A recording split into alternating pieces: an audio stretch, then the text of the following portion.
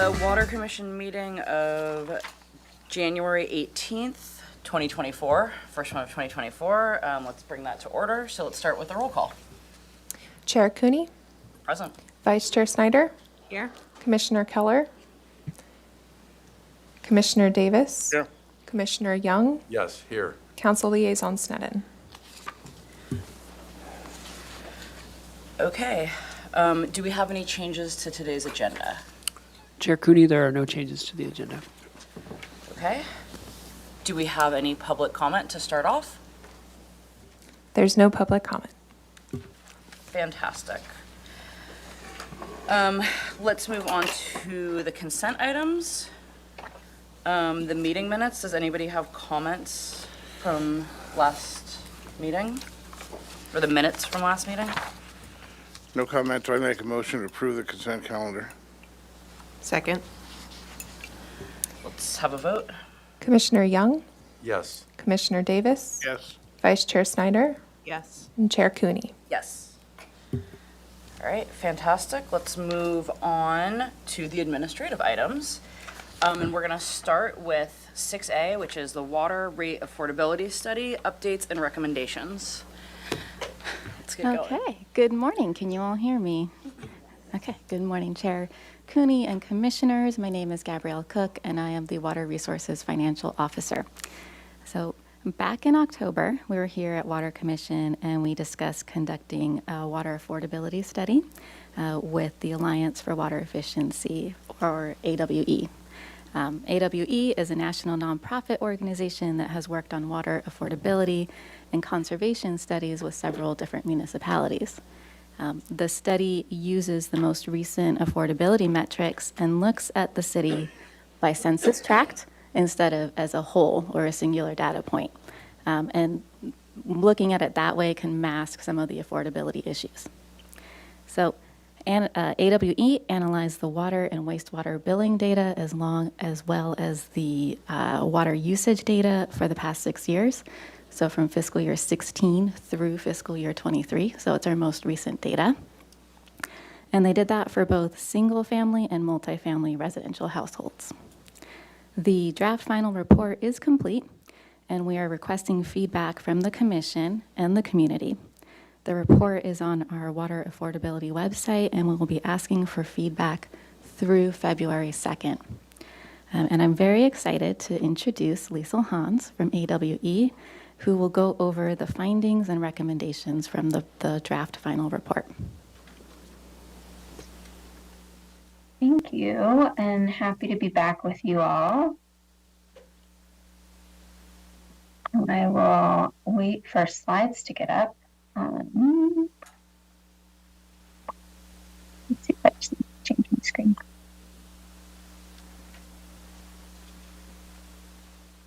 I'm not seeing slides on my end from in the Zoom world. For us, it says agenda with project refresher water use analysis. Is that what you're expecting? Okay, sorry. Yeah, we have the first slide up, the Alliance Okay. for Water. Yeah. Can you see them Sure, now? I just can't see anything in the Zoom Okay. platform. Oh, there we go. I can see it now. Thank you so much. Perfect. Well, thank you, Gabrielle, for that introduction. We're glad to be back again with you this morning to present the draft report. I'll pause a few times throughout the presentation to see what questions or thoughts you have so we can kind of go chunk by chunk. And then, of course, you all will have time for a more robust discussion following the presentation.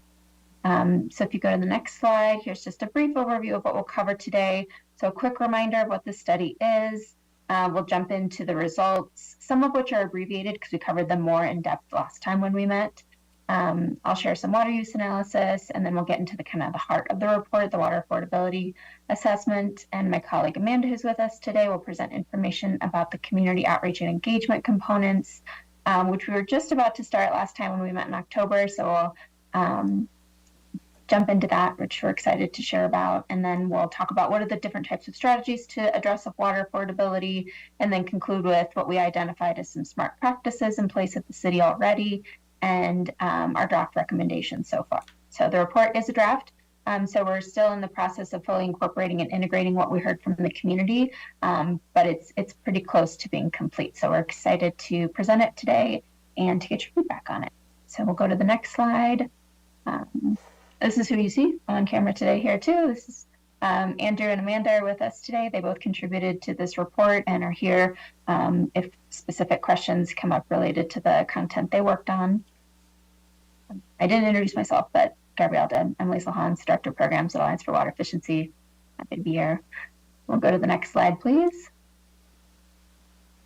This is just a timeline to kind of highlight these major milestones that have led up to the study and what's coming next, which is, of course, the water and wastewater rate studies that you all are updating, really highlighting that the Water Vision effort that you all undertook really brought together the community as well as set out these 5 pillars to inform the future of the water supply and management work that you all do.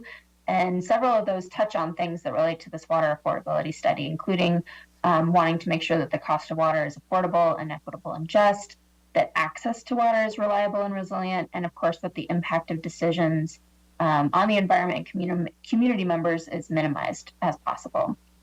So we embarked upon this study starting last June. Much of our community engagement has happened from November to, it will kind of wrap up here at the end of January, and then we'll be working to get that final report in February. And of course, the next steps are the rate study updates. Next slide, please. And I am still not seeing the slides. I'm going to keep going, but I'm not seeing them in the Zoom, just so you know, Leah. I'm hoping we're on the slide I'm thinking of. Okay, thank you. I'll ground us on what this study entails. So just to reiterate what Gabrielle mentioned, this is a focus on household level water affordability. So we're not looking at the community as a whole or whether or not the utility can bear certain costs of various projects. It's really looking at households. And we're using the most recent trends in how to assess affordability, though we recognize that this is an evolving space and there are new and additional metrics that are being explored. The key metric, which is the Household Burden Indicator, or HBI, you'll hear me say several times, looks at how bills are affecting not folks at a median household level or an average household level, but folks who are earning at or below the lowest quintile of income in a given census tract, which is a unit of assessment we'll use quite a bit. So that lowest quintile, so if you think about a census tract, it's about 4,000 people. You're looking at the lowest 20% of folks living in that census tract and what they're earning. So keep that in mind. That's who we're thinking about as we're going through this assessment, really how these things are affecting the lowest earners in your community. We focused on both water and wastewater service, since both of those are incorporated into your bills, and we looked at both single family and multifamily residents who are served by the city. And while we know that utility bills are, of course, just one aspect of overall cost of living and other affordability challenges that folks might be facing, especially in a place like the city of Santa Barbara, the city still has great opportunity to contribute to the solutions and the support that's available to its residents. Next slide, please. Last time we shared quite a bit of detail about what's happening at the state level in terms of assessing affordability, and there's great work happening both by the CPUC and of course the California State Water Boards to continue to look at affordability and refine how that they're looking at it. And so they regularly update that every year. But they only look at the community level. So when they're considering Santa Barbara, they're considering it as a whole and not as, a patchwork quilt of different residents and different experiences. And so at this scale, the city is deemed to not have an affordability problem. And so while that's sort of good relative to other communities in California, the value of this study is, of course, is to look more granularly at the community and to listen to the community. And both of these help you all better understand who's most impacted and help guide the design and targeting of any strategies that you choose to adopt to make sure that the most vulnerable are getting those services and have access to them. So there's a lot more about this in Appendix C in the report if you want to dig into those metrics and background more. So let's jump into the data. If you'll go to the next slide, keep cruising. So let's jump into some data. So the city provided us with monthly water use and monthly water and wastewater bills for the past 6 complete fiscal years. Then we take that data and shape it a bit to get into average use and an average combined bill per dwelling unit. So in the cases where it was a multifamily residence where it has a master meter, so several units are served by a single meter, we do know how many dwelling units are in it, and so we can create an average. So we're looking at average bills per dwelling unit is the unit here. And then we're going to take an average across all of the residents in a given census tract. And so these two maps show those average combined water and wastewater bills by dwelling unit by census tract. The darker the blue, the higher the annual combined bill. The darkest reflects averages of over 2,200 per year. Some of those census tracts actually have much higher, but we couldn't have a million different categories here. But that's about, close to $200 per month or more. The one on the left is fiscal year 18, which is the earliest data we have, and the right is fiscal year 2023, which is the most recent complete data. And you'll notice that there are modest differences between the two. You might have to squint and say, where are we seeing the changes? This is a good thing. We're showing that average bills are slowly increasing over time. This is a 6-year period. This is good. This is what we'd want to see. We don't want to shock folks with big changes in the rate structure, big changes in the costs that they're facing. Next slide, please. A typical question is understanding how are lower income households using water compared to others? The answer is we can't exactly know based on the data that's available because we don't know household level income for every household, even though we have this rich data about their water usage. So that's why much of the analysis here and what others are doing across the country is analyzing folks at the census tract level, because we do have access to that data about what incomes look like within a census tract. And so we have to use that data to make some assumptions to come to some conclusions.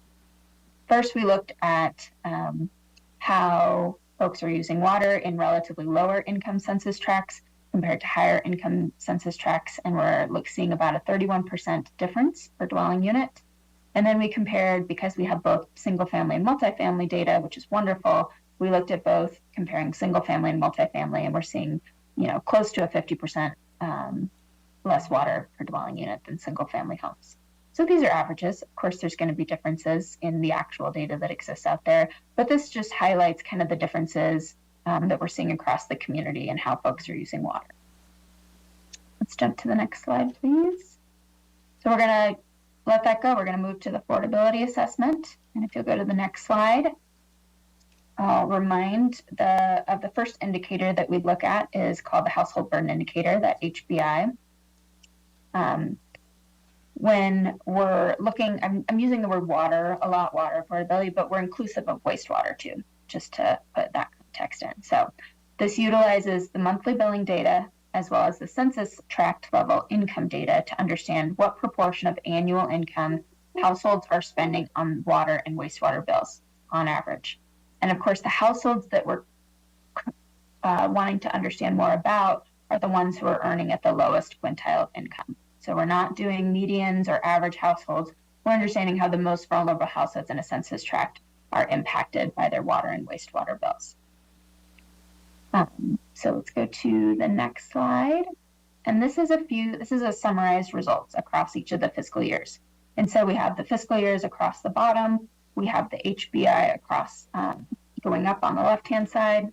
And the lowest line shows the lowest HBI across any of the census tracts. The middle line shows the median HBI across all of the census tracts, and the top shows the highest, the maximum HBI across all of the census tracts. So the lowest shows that there are some census tracts who even the households who are earning at the lowest quintile are only spending about 1% of their annual income on water and wastewater bills. That's quite low. That's good. Part of that's driven by that you have you have tracts with very high income, so even the 20th percentile of income is quite high. On the other hand, you have some census tracts that are getting close to an HBI of 7, where the households at the lowest quintile of income are spending about 7% of their income on water and wastewater bills. This just shows that there's a spectrum of experiences and water affordability burdens across the community. On average, though, if we look at this maybe compared to other communities, this is relatively low. So overall, a good thing, but really highlights that there is a spectrum of experiences and how much folks are spending on their bills every year. The biggest jump you'll note was from fiscal year 20 to fiscal year 2021. And we look back at this, and while the rate increases from year to year are fairly steady, the average bill was 10 to 11% higher on average from the previous year. Water use was up about 10% from the previous fiscal year. So we're seeing really a COVID boost in water use, especially because this is looking at residential water use. So folks were staying home more, using more water at home. So that's what we're seeing. It's not necessarily, yes, there's some uptick because rates are higher, but it's largely an uptick due to higher water use, which shifted folks up into that. And then you see the little dip down in the end of fiscal year 23, which is a slight decrease due to lower water use because we had such kind of a wet, cool spring that year. But largely, we're seeing very modest changes, which is what we want to see. Then jump to the next slide, please. Let's look at the three pieces of information that go into this metric in map form. This is just for fiscal year 23, the most recent one. On the left, you see again the average water and wastewater bills by census tract. Darker is a higher combined bill. The middle is the lowest quintiles of income in a given census tract. So those folks who are earning the lowest 20th percent in the tract. And the darker the orange, the higher the quintile, which is largely correlated with higher average and median incomes in those census tracts. And notice that the low is pretty low, with the lowest quintile between $15,000 and $30,000 per year for those households. And that's the 20th percentile boundary. So there are folks who are earning less than that in some of those census tracts. And finally, you bring those two pieces of information together, dividing the bills by the income amount, and the darker the pink, the higher the HBI. And the HBI again shows what that lowest 20th percentile of households are paying on water and wastewater bills as a percentage of income. So the highest is again between 6 and 7%. And you might notice that there are some dark colors in relatively what might be considered a high income area of the city. The metric reflects again what those lower earners in a tract are experiencing, not what those high income folks are experiencing. So highlighting that even in higher income tracts, there are folks with relatively low incomes who are paying a higher proportion on their utility bills every month. Next slide. And then this again just shows the transition over the 6 fiscal years from fiscal year 18 to 23. And similar to the bill sides, there's very modest changes here over time, which is good. That's what we want to see. But again, it highlights that there are discrepancies across the community. Next slide, please. The other components of the affordability assessment bring in data that effectively has nothing to do with your water and wastewater bills. It brings in information about poverty in the community. So the Poverty Prevalence Indicator, or PPI, is also assessed at the census tract level. We're using census data again. And this estimates the percentage of the tract population who are living below 200% of the federal poverty level. So for reference, in 2021, that would be for like a 2-person household, it would be about $35,000 per year, and a 4-person household would be about $53,000 per year. So we bring both the HBI and the PPI together to create more of a qualitative kind of descriptor category. And so both metrics can influence where a metric lands. Currently, based on what you just saw, none of the census tracts have an HBI over 7. So all of the tracts are going to fall into that bottom row, depending on how much poverty is within that tract. So let's look at the results. Go to the next slide, please. And so the left is the Poverty Prevalence Indicator, PPI, and on the right illustrates those affordability descriptor categories. And you can see they're all within those bottom 3 categories. And you'll see little asterisks, and those show tracts that are just on the cusp of shifting into a higher burden category. Some of them are just in a low burden category and might shift into sort of a moderate to low burden category. So less of a concern. But it's one of those that are already kind of in that moderate level that might be shifting into a higher burden category that you might want to pay more attention to, or conduct more outreach in, or just be more cognizant of. And then finally, the last slide here in this section, I think. So go to the next slide, please. So this is a lot. Don't get overwhelmed. It's in the report if you want to look at it more. But basically, there's lots of data that we can bring in to better understand what's going on in these census tracts, what types of folks might be living in the census tracts. And so we played around with this a lot, and we ended up creating this heat map. And so you have the census tracts down the left-hand side. We have kind of a loose mapping to neighborhoods along with it. And then you see the different pieces of data across the top. And what you'll see in the different colors is, like any other heat map, red reflects sort of a hot spot, which indicates data that is higher affordability challenges, whether it's the HBI or higher poverty prevalence.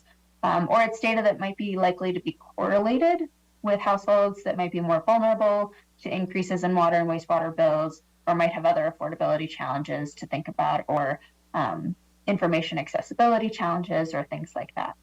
And so we've got all of that data together. And I've put, if you'll bring up just the little animation, I think the little, yeah, perfect. So this, while you see pockets of red throughout the rest of the community, there is sort of a more geographically dense concentration of census tracts that have greater affordability challenges. They're, of course, not the only tracts and not the only people. There's going to be folks speckled throughout the community, but here's a greater concentration. And some of that can be correlated with, higher rentership, lower incomes, of course. Also, of the folks who are, senior citizens, higher populations of senior citizens who are low income earners, so who are likely on a lower fixed income, they might have additional challenges. Greater percentage of Hispanic residents might have different language access challenges or things like that. So there's a lot going on here, but this can help bring in a greater context of who's living in these different census tracts and how you might want to approach reaching out to folks in those communities, and how you might want to think about what types of programs you might want to design for them. So I'm going to pause, I think here. Yes, I'm going to pause here and see what questions you have on all I've gone over so far.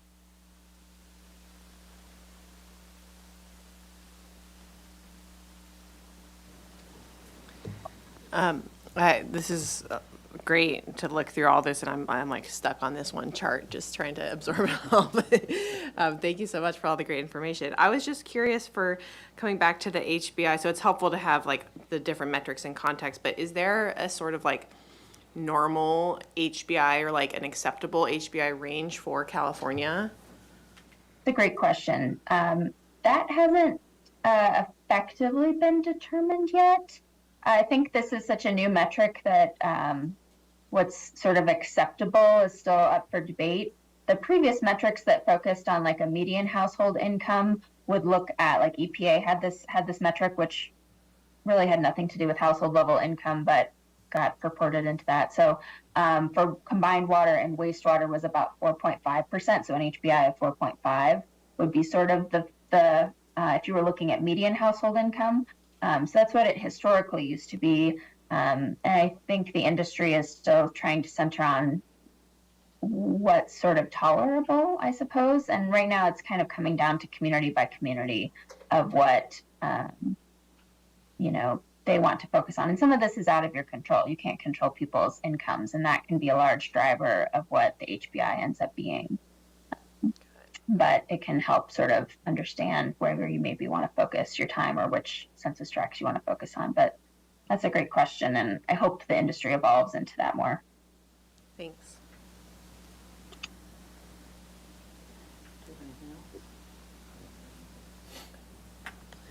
Okay, I think, oh, Not on this part. I do have some questions relative to the recommendations. I'll wait on that. okay. I think we can get going again.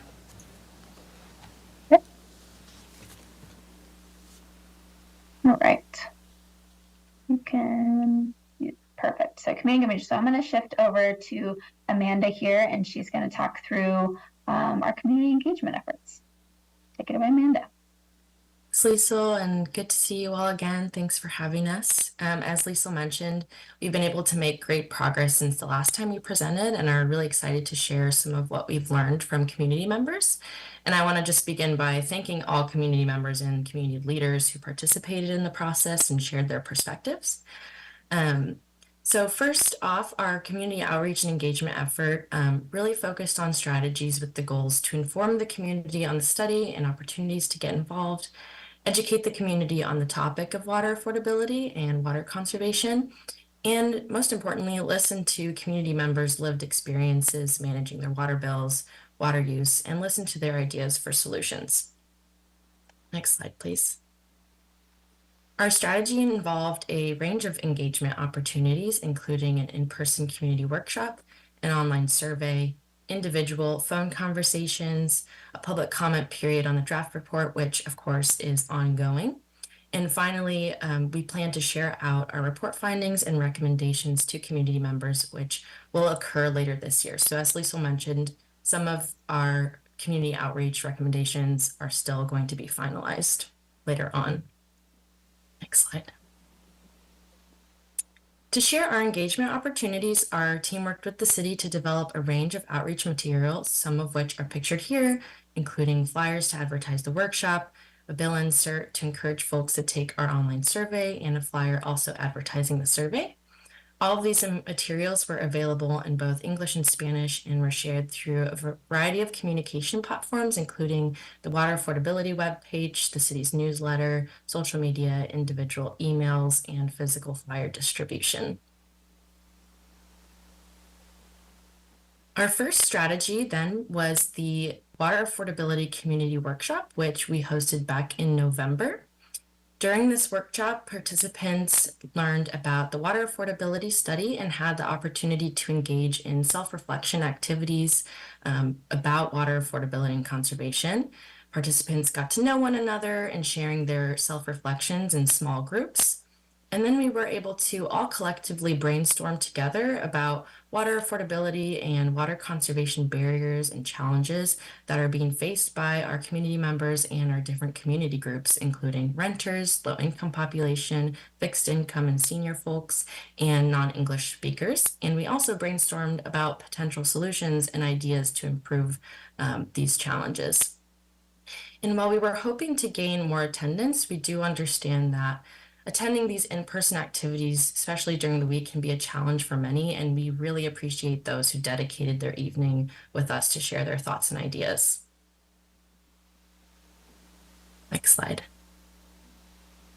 Oh, looks like the slide is a little different on here, but I'll just share that some of the ideas from the workshop that were gleaned from community members can be categorized into some education-based interventions, including efforts by the city to improve transparency of information and conduct tailored and targeted outreach, some rate-based policy interventions, including changes to the current rate structure, and some institutional interventions as well, taking into account how water affordability fits into the larger cost of living challenges faced by community members.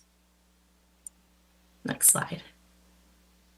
Our second strategy was the Water Affordability Community Survey, which was also available in English and Spanish, and it was online. It contained 17 questions across 4 categories, which are displayed on the slide. The purpose of this survey was to provide a platform for residents to share their experiences managing their water use and water bills, and to share their opinions on what the barriers and solutions to address these challenges are. And the survey also provides insight into how these experiences may differ across demographics and living situations in the city. The survey launched in October 18th of last year and remained open through December 31st, and we received 74 submissions. Next slide. So just some background on who took the survey. On average, survey respondents were predominantly English-speaking homeowners who lived in Santa Barbara for over 10 years and mostly are residing in single-family detached homes. 50% of respondents report a household income of over $120,000 per year and have at least one resident who is over 65 years old. Now, we didn't hear as much from some of our renter or non-English speaking communities, and I think that's a really important insight to learn what kind of engagement platforms resonate with different types of communities. However, we still gained some really valuable insight from respondents with low income and fixed income perspectives as well. Next slide. Lastly, we also conducted some individual phone call outreach to stakeholders from the city's previous Water Vision effort who were unable to attend the workshop but expressed interest in the study, as well as other community leaders who are working in this space. And our outreach spanned to across approximately 20 to 30 community groups, and we are really thankful to those who were able to share with our team. Next slide. And I also just wanted to share some quotes pictured on the left and ideas on the right that came from these various strategies, the workshop, survey, and conversations.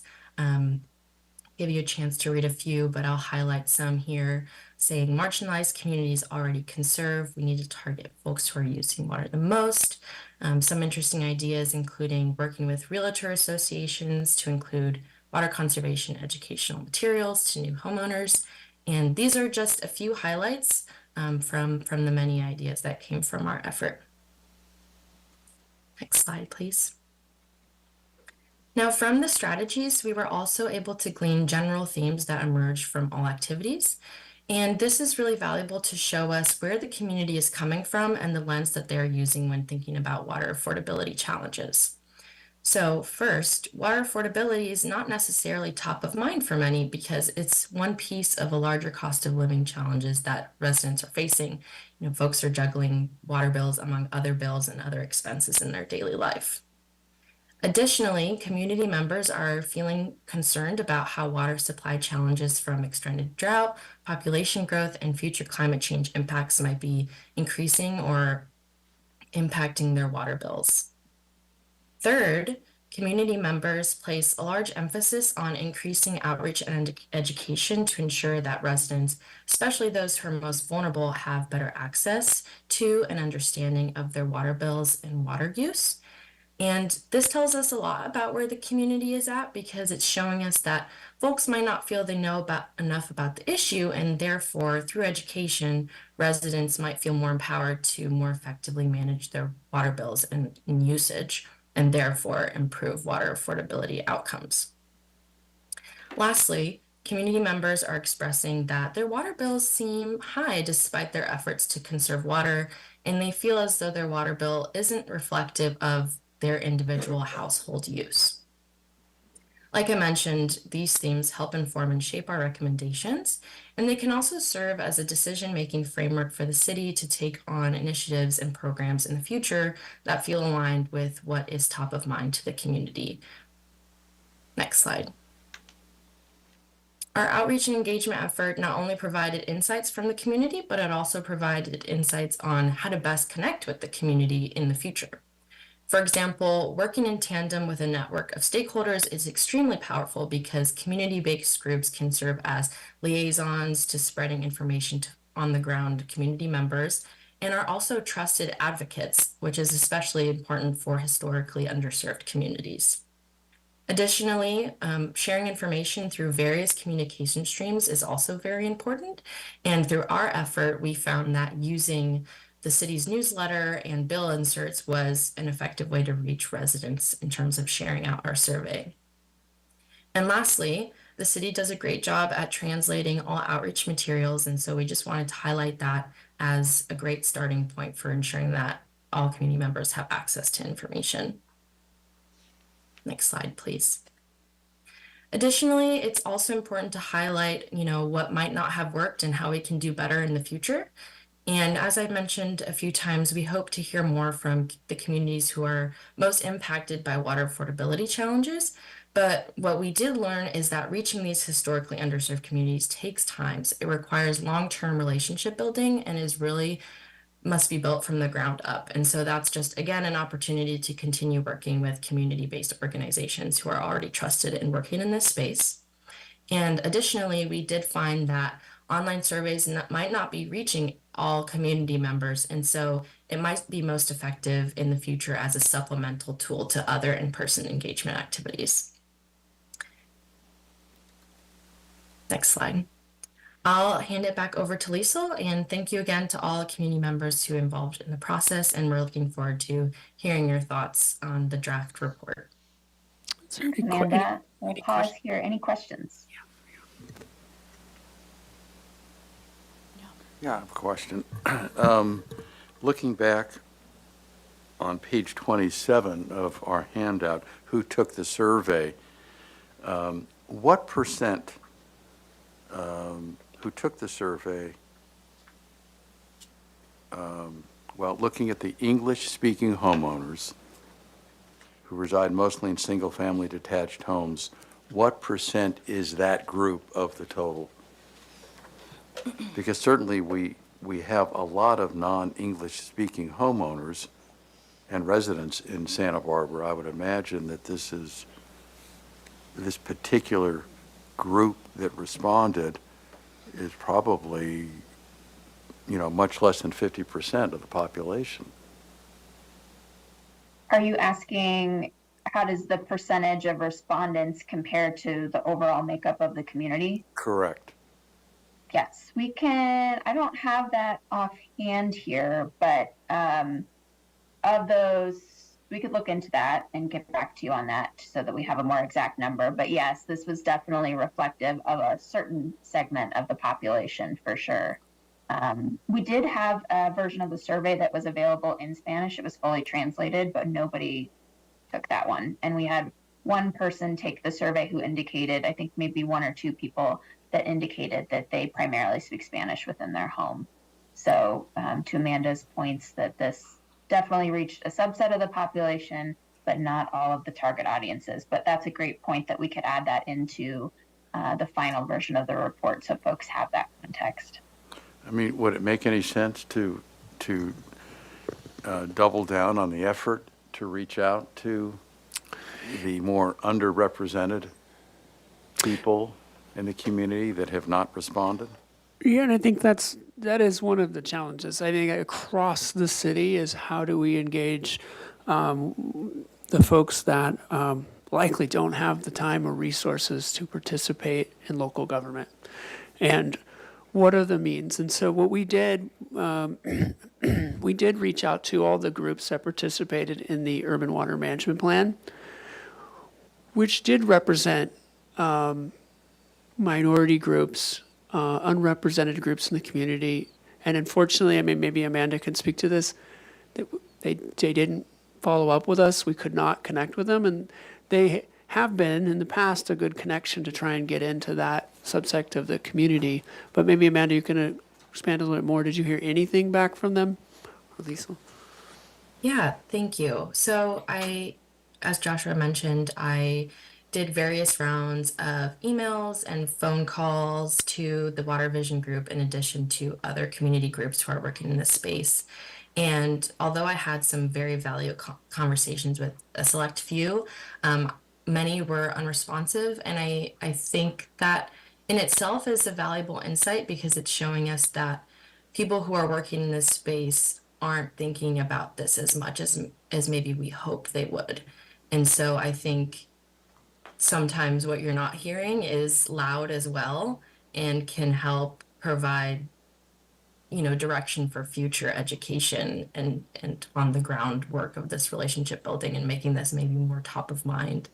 In terms of targeting these underserved communities, our team and the city also distributed physical flyers in various community spaces, targeting some of the census tracts that came up earlier in our analysis that you saw, that were coming up as maybe like higher HBI or higher poverty prevalence. And folks at the city were able to distribute in churches, libraries, schools, and other market areas.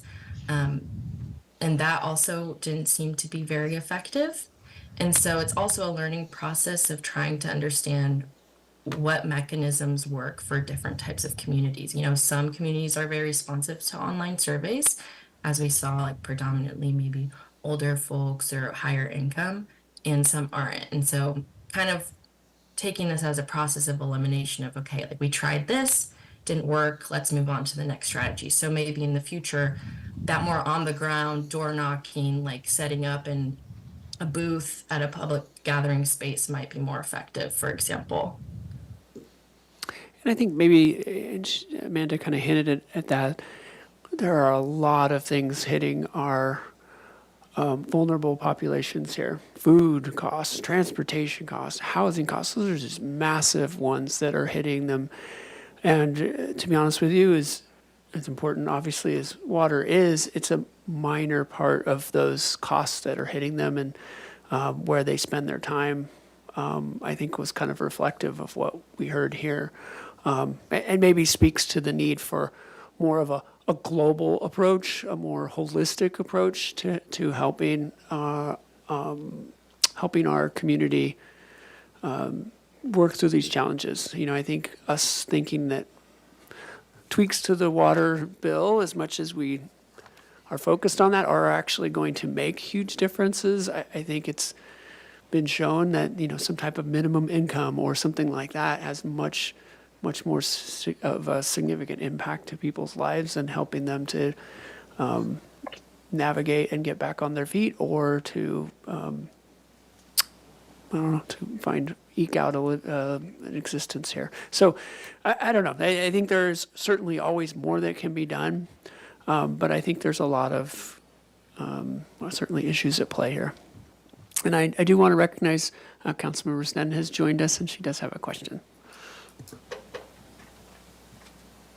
Thank you. Is this a good time?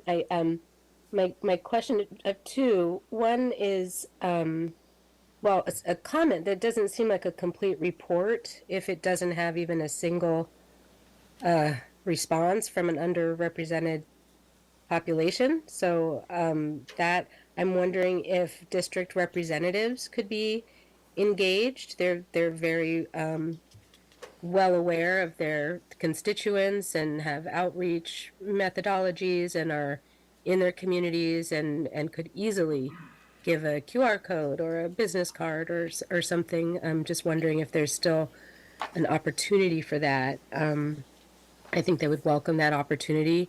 I'm particularly thinking of Oscar Gutierrez on the west side. He is, door to door constantly, and that would be a great opportunity for him to engage. Also for Alejandro Gutierrez.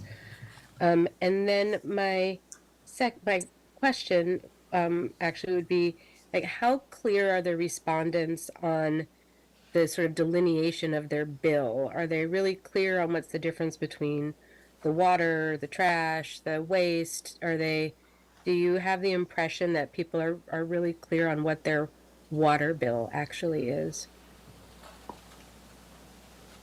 Great questions, great comments. Thank you. I appreciate it. I think in terms of your question about if folks are clear on their bills or not, we spent quite a bit of time developing the survey and the right sort of level of engaging with folks on this topic.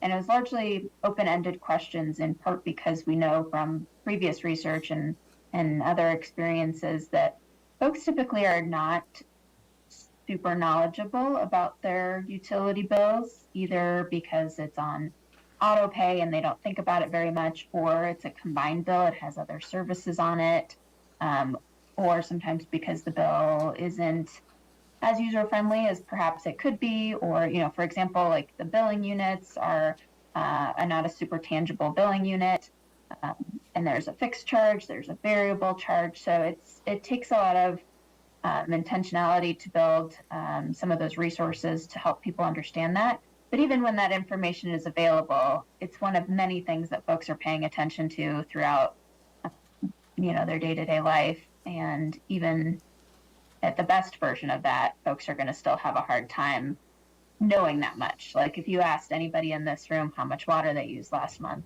or what their bill was last month, I bet even amongst this group of highly engaged folks that not many people could answer that very well. So we asked questions in a way that didn't require that level of knowledge or information, but how people feel and perceive about it is just as important as if they, have all of the facts in addition to sort of the feelings and perceptions about it. Amanda, do you have anything you want to add on that? Yeah, I'll just add that in some of the open response where we ask, about barriers or challenges or solutions, many of them are definitely focused on the rate structure, and many expressing that it's confusing to them, they're not understanding their water bill or how it's really calculated or what they're paying for. So I do think that there's an information gap there, whether that stems from, like Liesl said, fact or perspective. That's equally as valuable, right? To just hear where they're coming from and where they're at with this information. And it's exciting that, this year you'll all be rolling out AMI and the web portal, and there's great opportunity for folks to learn more and have more detail and have a different way of engaging with their information that might help it be more tangible and relatable. So I'm excited to see what's possible through that. folks are finding a lot of success in helping folks understand more or understand information in a way that means something to them. Their bill might not always mean a whole lot to them, but a portal with different types of information can be really impactful.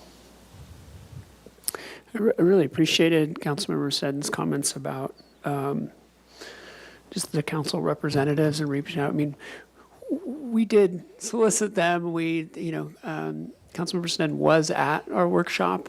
We certainly were hoping we'd get more attendance at the workshop, but again, there's so many things, I think, competing, and maybe if we, we just need to be more aggressive with that comments by scheduling those meetings and sitting down with them, and rather than hoping they'll reach out to us or take our surveys or attend our meetings. It's a tough one, but I think talking with Oscar Gutierrez and Alejandro Gutierrez would be a good next step, and I think we have plenty of time to incorporate that into the work that's being done. Yeah, I'll just add, as Gabrielle mentioned at the beginning, we're hoping to solicit public comment and feedback through February 2nd. So if we want to do one last final push, we welcome and would love more input. And I think my question is somewhat related to that, is just to clarify if any of the preliminary data analysis results were shared as part of the survey and outreach, or if this was all kind of before that. This was sort of concurrent. We spent some time talking about that exact question of should we include some of this information, and we ultimately decided that that wasn't sort of the right level of information for an average resident in the city of Santa Barbara. In general, for these types of surveys with public engagement. So I think there is potentially an opportunity to share that with folks who might be additionally interested in that. But I think what we're seeing, at least from the results so far, is that folks are at a fairly basic level with their understanding and engagement. And even the folks who opted into the survey or opted into the workshop, who are more likely to be engaged, more likely to be knowledgeable about this topic to begin with, reflected that there's some confusion, that they want more information, that they're curious to learn more. So then think about everybody else who didn't opt into this. This is probably talking to them about HBI or PPI or some of these other things might not be the right entree point for talking about the topic, is where we landed.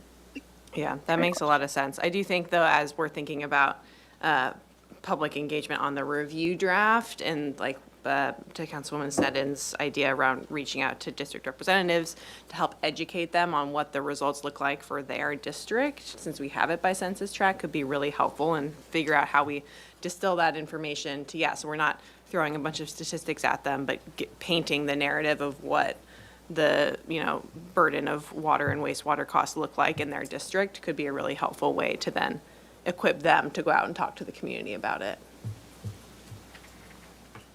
And I would put it out there too. I mean, we'll, if any of the water commissioners are interested in being in those meetings with the council members, I think that'd be pretty powerful as well. Being there, listening, but being engaged in that conversation with them. Open to that too. Well, let us know when they're set up. Mention, I also basically have seen from other boards and commissions I sit on, these kind of community workshops are not being attended to.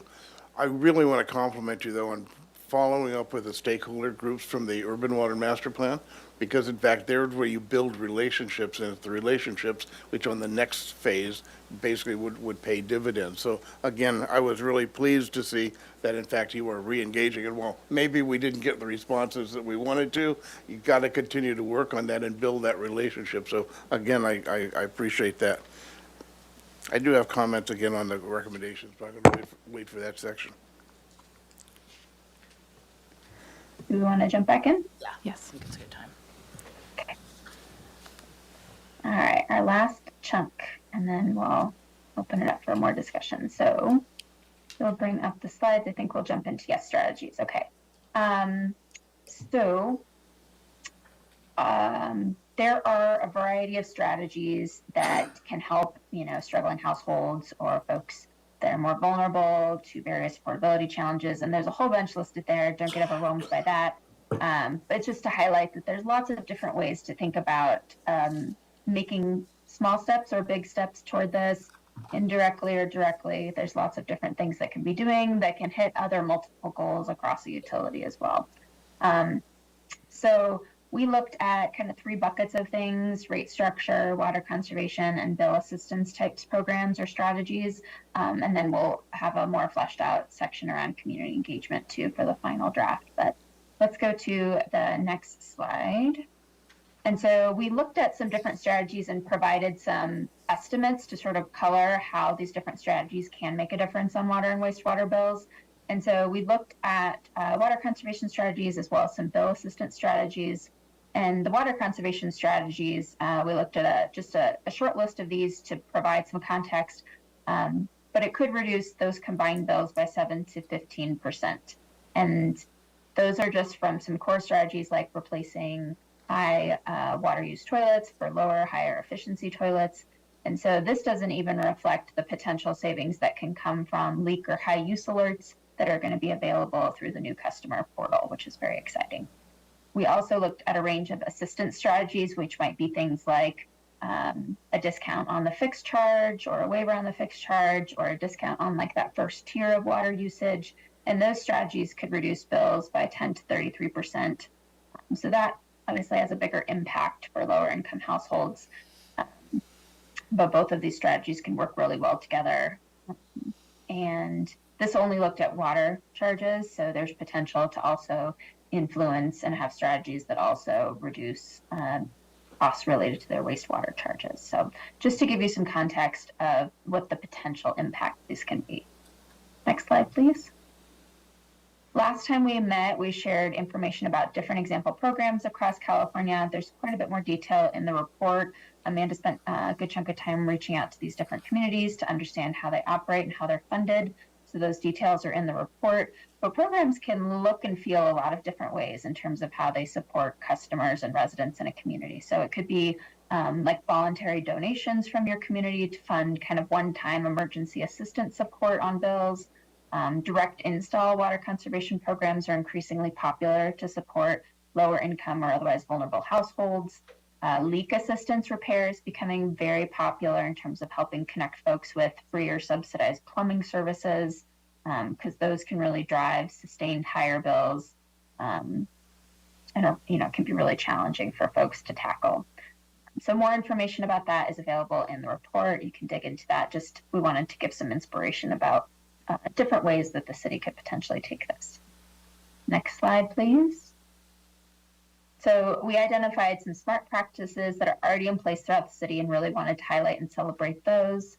So we'll go to the next slide. There's more of these in the report, but I just brought a few into the slides here. So for example, as we've mentioned several times so far, that the rate increases have been well done, and then they've been modest year by year. So rather than doing big spikes every couple of years or every 5 years, it really helps keep those increments small and manageable, and so we're not seeing big bill shock. It's also really great to see that the first tier of the rate structure is very low compared to the higher tiers, so that's great. On the billing side, it's great to see that the city offers lots of different ways and options to pay. We have, we of course always love to see that there's a dedicated water conservation program that's critically important in California, of course, and that the staff are committed to conservation, and that with the new strategic plan, really refining that program and growing and evolving it. Community engagement, Amanda already touched on this a little bit, but it was really great to see the level of resources and commitment to translation related to community engagement. So just wanted to highlight a few of these. Really great work, and there's a lot of good foundational pieces that are in place here at the city. So we'll jump to the next slide. And then the recommendations. We have, the next slides are going to be very wordy. They're literally just bringing the text of the report into slide format. So apologies that there wasn't a better way to present that. But we've put the recommendations into different sections. So related to the rate structure, related to water conservation, related to potential for utility bill assistance or information, and then the community engagement pieces, which we're still finalizing and building out. So, and ultimately, I just wanted to highlight that these are recommendations based on our study, based on the data that was available, based on what we heard from the community. Ultimately, it's up to you all, of course, to carry the work forward, identify which recommendations you want to explore further, when you want to have or you want to prioritize some of these things, and what steps you'll actually take along that journey. So we're excited to hear more about your thoughts on this, because really today starts that kind of conversation. So if we'll jump to the next slide, these first ones are related to rates. And we know that you're working on the rate studies, so these are really just for consideration. There's lots of formal and legal components that go into rate studies, so these are just thoughts for consideration. So for example, when we're thinking about lower income households, especially knowing that they tend to be lower water users, it's important to think about how to keep fixed charges lower for those customers. One option could be potentially adapting the fixed charges to be a function of the level of water consumption. We've seen that in some other communities. So just a couple of examples here to consider for the rate structure. We'll come to the next slide. And then water conservation, there's quite a few here, but one example that's a relatively straightforward next step would be just to assess where historically participation in programs has occurred. Once the portal is online, for example, you can assess where folks are enrolled in the portal, just really understanding who's participating in your programs and therefore who is not participating in your programs. And then maybe you can engage with some of these community-based organizations and figure out, you know, what do we need to change about these programs to make sure that the folks who haven't maybe been participating, understanding why or what needs to be different. Also, when that customer portal is available and leak alerts or high use alerts are available, ensuring that a broad set of the population has access to those. So you might, like we discovered through our community engagement, might need to try different strategies to actually connect with them and get them enrolled and get them signed up with their communication preferences. That's really important to make sure that people are getting information in the way that works best for them. So we've seen success in other communities where they set up physically in person, whether it's at a church or at another community event, even partnering with somebody that's a trusted member in that community that can help set up, you know, laptops and get people connected in. So ultimately that's for you all to discuss, but of course, you know, thinking about different strategies to meet people where they're at rather than asking them to come to us. Next slide is looking at some suggestions around bill assistance. One idea that came up is around providing some education to renters about how multifamily bills potentially work and the different ways they might possibly be charged for water, because it's fairly prescriptive at the state level of how folks have to go about doing that, and then providing information about what options are available to them, even though they're renters. Another example would be to explore and potentially partner with what other sort of affordability focused groups and programs exist out there in the world, whether it's at the city or the county or other community-based nonprofit type organizations. It can span from just, you know, cross-promoting your programs, being aware of each other and being able to connect customers and residents. When you're connecting with them, you can connect them with additional resources that might help them as well. You might leverage the same eligibility requirements. That's a trend we're seeing more and more. You might partner with programs like energy efficiency programs or like a healthy homes programs, something like that. Or even someday, I think the dream that folks are exploring in communities is the idea of sort of a holistic, multi-program, one-stop shop, streamlined eligibility, one application. I think that's the dream out there, but it takes a lot of work. And then finally, last slide here, a few pieces. Again, this is getting fully built out based on that the survey just closed and we're still conducting some engagement. But we've heard, you know, these reflect some of what we heard from the community is already reflected in the first 3 slides that you just saw of recommendations that resonated well with what we observed based on our data analysis. So, but there will be a few more that get populated in here. And then I think just this last slide is a reminder that there's an opportunity to provide feedback on this draft report by February 2nd. And as Gabrielle, it's available online. So I think my last slide is just my thank you slide. And then, of course, looking forward to hearing your questions and discussion. Thank you. So, sorry, I'm kind of thinking on the fly here, so if this is not a fully linear question, apologies in advance. But I feel like it's maybe a fair assumption to say that in the lower income households, it's more of an indoor water usage than an outdoor water usage. Because like obviously the easiest thing to skip first is landscaping, right? Like if you have that decision, you can quickly like not do your lawn or whatever. But if you're in a rental situation or a multifamily situation, right, it seems that some of the easiest changes would be to have higher efficiency appliances or whatever, but potentially you're not in control of the appliances in your house, assuming that a lot of lower income families would be renters in this city.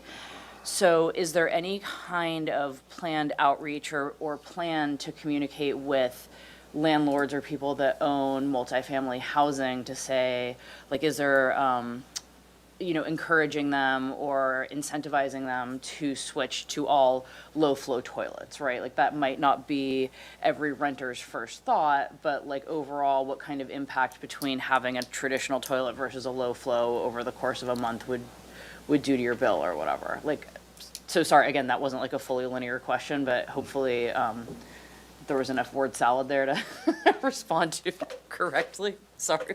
Great thought. Great train. I loved it.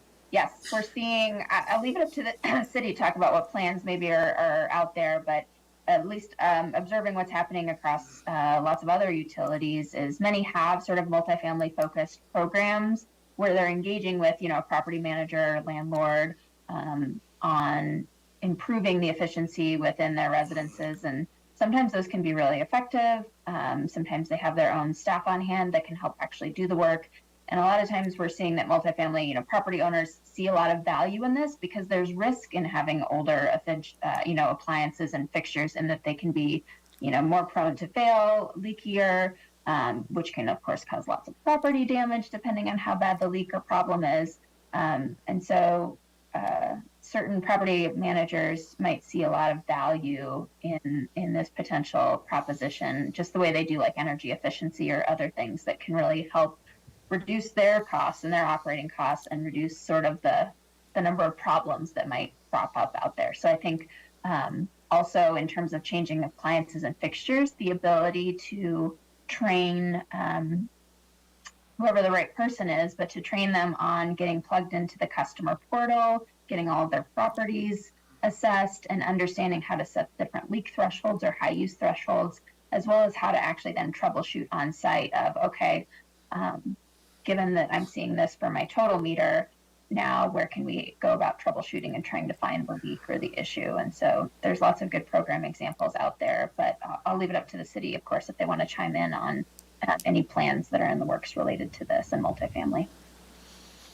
So it has been a while, but I was asked to speak probably 8 years ago or so to a group of multifamily kind of property owners in small amount or large amount of it and talk about the drought. But one of the things that came up, and it seemed to be a consensus among the groups, is, and this is the interesting disconnect between the developer who is looking to build things on the cheap and the person who ends up owning this property long term.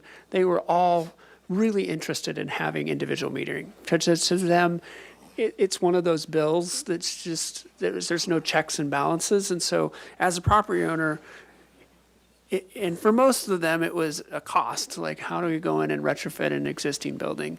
And so we did pull some data, and about 17% of our multifamily are metered.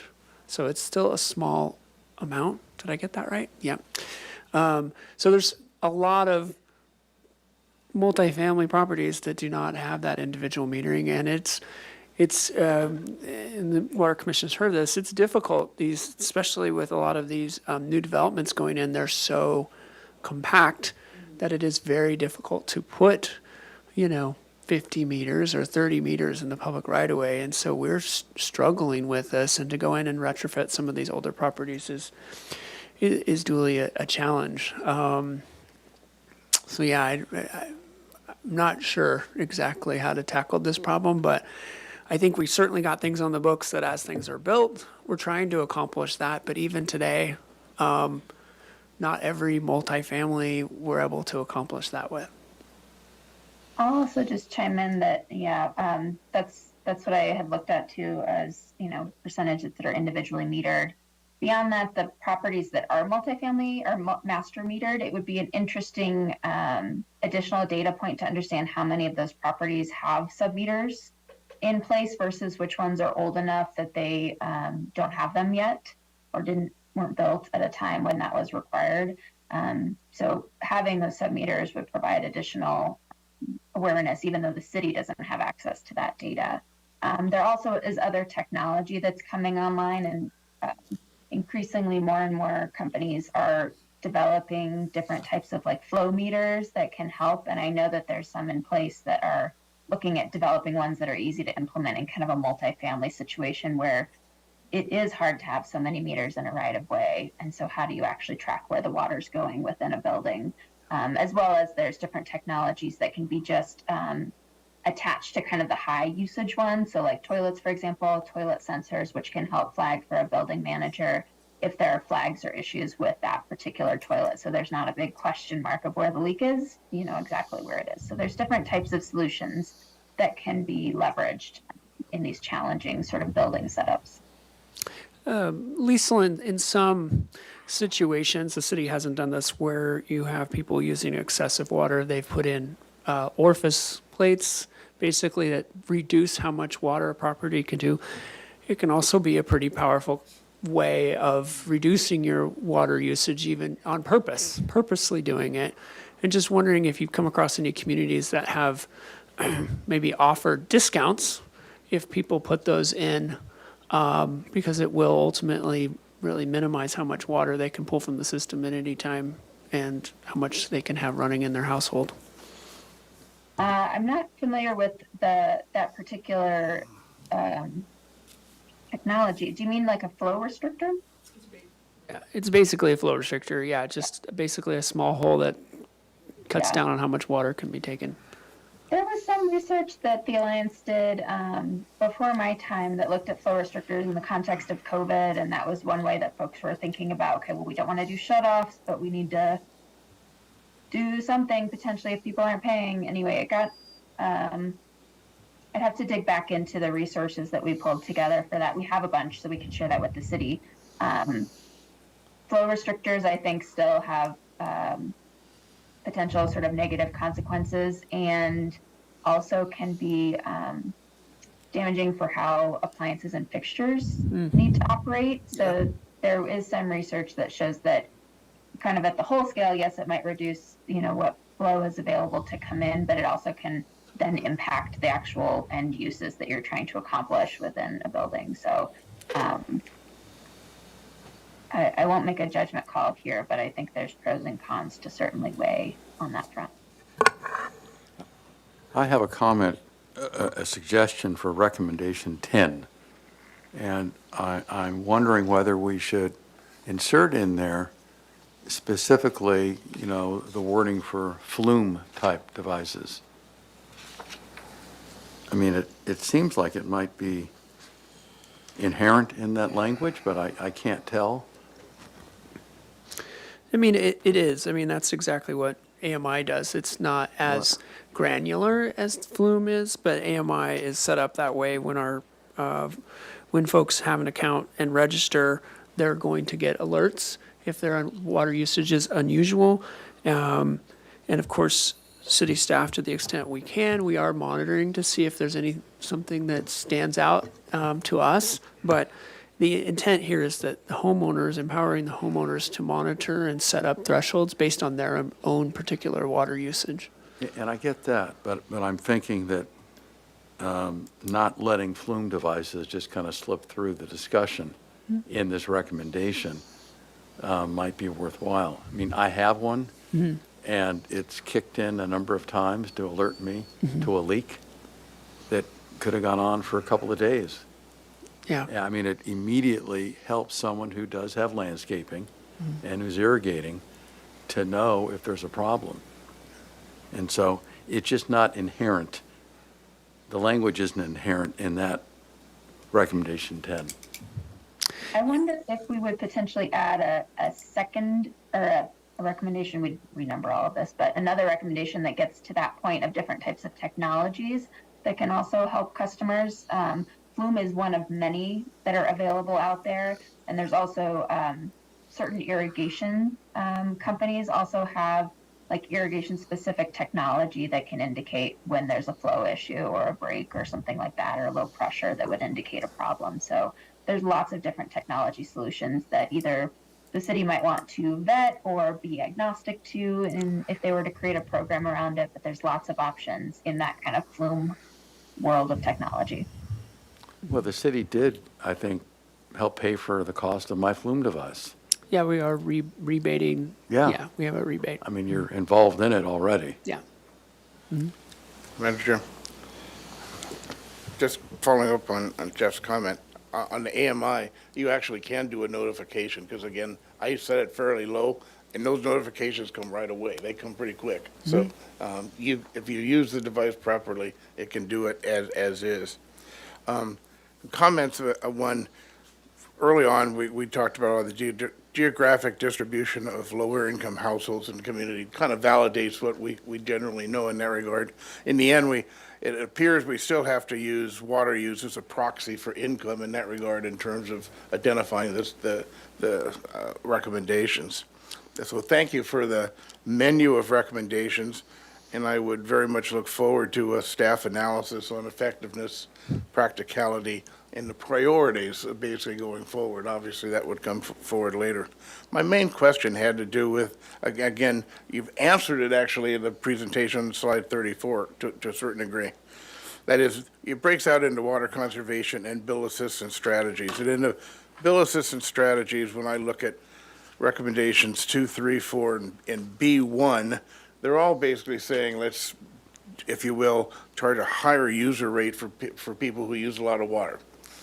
And the implicit in my question, which you've already answered to a large degree on that slide 34, is that in fact you would lower rates in some fashion. And what you've shown on the rate on 34 is examples include a 50 or 100% waiver on water fixed charges, or basically lowering tier 1 water use for HCF. My really question was, given it wasn't stated explicitly in the report, but it apparently, I took it implicitly that in fact, if you did 2, 3, 4, B1, then in fact somehow you'd be reducing in order to balance the book relative financially in that regard. So again, the other thing that was listed in the comments that you had earlier was a lifeline rate of some sort that might be free. So again, could you explain a little further relative to if you implemented 2, 3, 4, B1, essentially you're increasing rates at the higher water use levels, then you would offset that with decreasing the water rates at the lower level. Am I reading that correctly? Yes. Go ahead, Lisa. Yes. I'll just jump in first, and then so that's one way to approach that. Certainly, at a high level, that can kind of translate to what that means is you have to collect the revenue from somewhere. Obviously, rate making is far more complex than that, but higher users pay more, or the higher tiers can take more, and there's a lot more that goes into that, of course, that we're not getting into this study, but you will in your own rate studies. To reduce. There's other ways to go about it too that we're seeing across California communities where they're finding different funding sources to help with those types of lifeline rates, or waiving part of your fixed charges for a subset of customers that have certain eligibility requirements. So some might even get funding for programs through grants. We're seeing that as a common strategy in California because of the challenges with Prop 218. Or non-rate revenues. So I'm not sure if this applies in Santa Barbara, but some communities are getting revenue from having cell towers on their various facilities or land, or solar fields on different properties and things like that, where they're getting revenue that has nothing to do with rates that they can make use of for these specific subsets of customer programs. So there's other ways that these can be funded that don't require sort of the different leveling outs within the rates. Yeah, the reason we are an enterprise fund, which to a certain degree complicates the fact of bringing in other revenues in that regard. I was intrigued basically though with those particular items because in fact, if you are a low income household, you're going to minimize your water use because of costs almost implicitly. And in fact, if you did lower the tier one or the fixed rates on those things, it would have the biggest effect on bill assistance in that regard. So again, I just wanted a clarification, but my overall was, I like the menu, but there's everything in the world there, and we're going to have to boil that down to what works here in Santa Barbara based upon all the factors that we know. Yeah, and I appreciate you, because we haven't said this yet, but this, completion of this report is by no means the end. If anything, it's the beginning of a long conversation about what's out there. And as Ms. Lisa has talked about here, with our rate funds, we cannot use them to subsidize customer classes. That's state law. And so, looking at what revenues the city has, because our cell tower leases are pretty minuscule. But one of the ones that can be fairly significant is our late penalties. It's somewhere between $300,000 and $600,000 a year is late penalties. And that is the way the state looks at it, a non-rate generated, that's a separate. And right now, those funds go to the general fund. One might make a good argument that they're generated from the utility bill and therefore should stay in the utility. And so I think that would be a fantastic place to explore, and we'll definitely need the strong support of the Water Commission to take that on. But I think there's precedent to do that, and sadly, I think Liesel's data kind of supported this. The people paying those penalties are from the area anyway, so there's a direct nexus there. But I think a program that went in for those people who, one of the challenges is applied for those programs. I mean, if it's for example, the CARE program, which SCE and the gas company do, we also provide a relief from the UUT if you qualify, but really trying to make an easy threshold. I don't want a bunch of paperwork. Very easy threshold for folks who do have economic issues to apply and just receive potentially a full waiver of the fixed fee, which is about $30 a month. It'd be pretty significant over a year. Could make a big difference.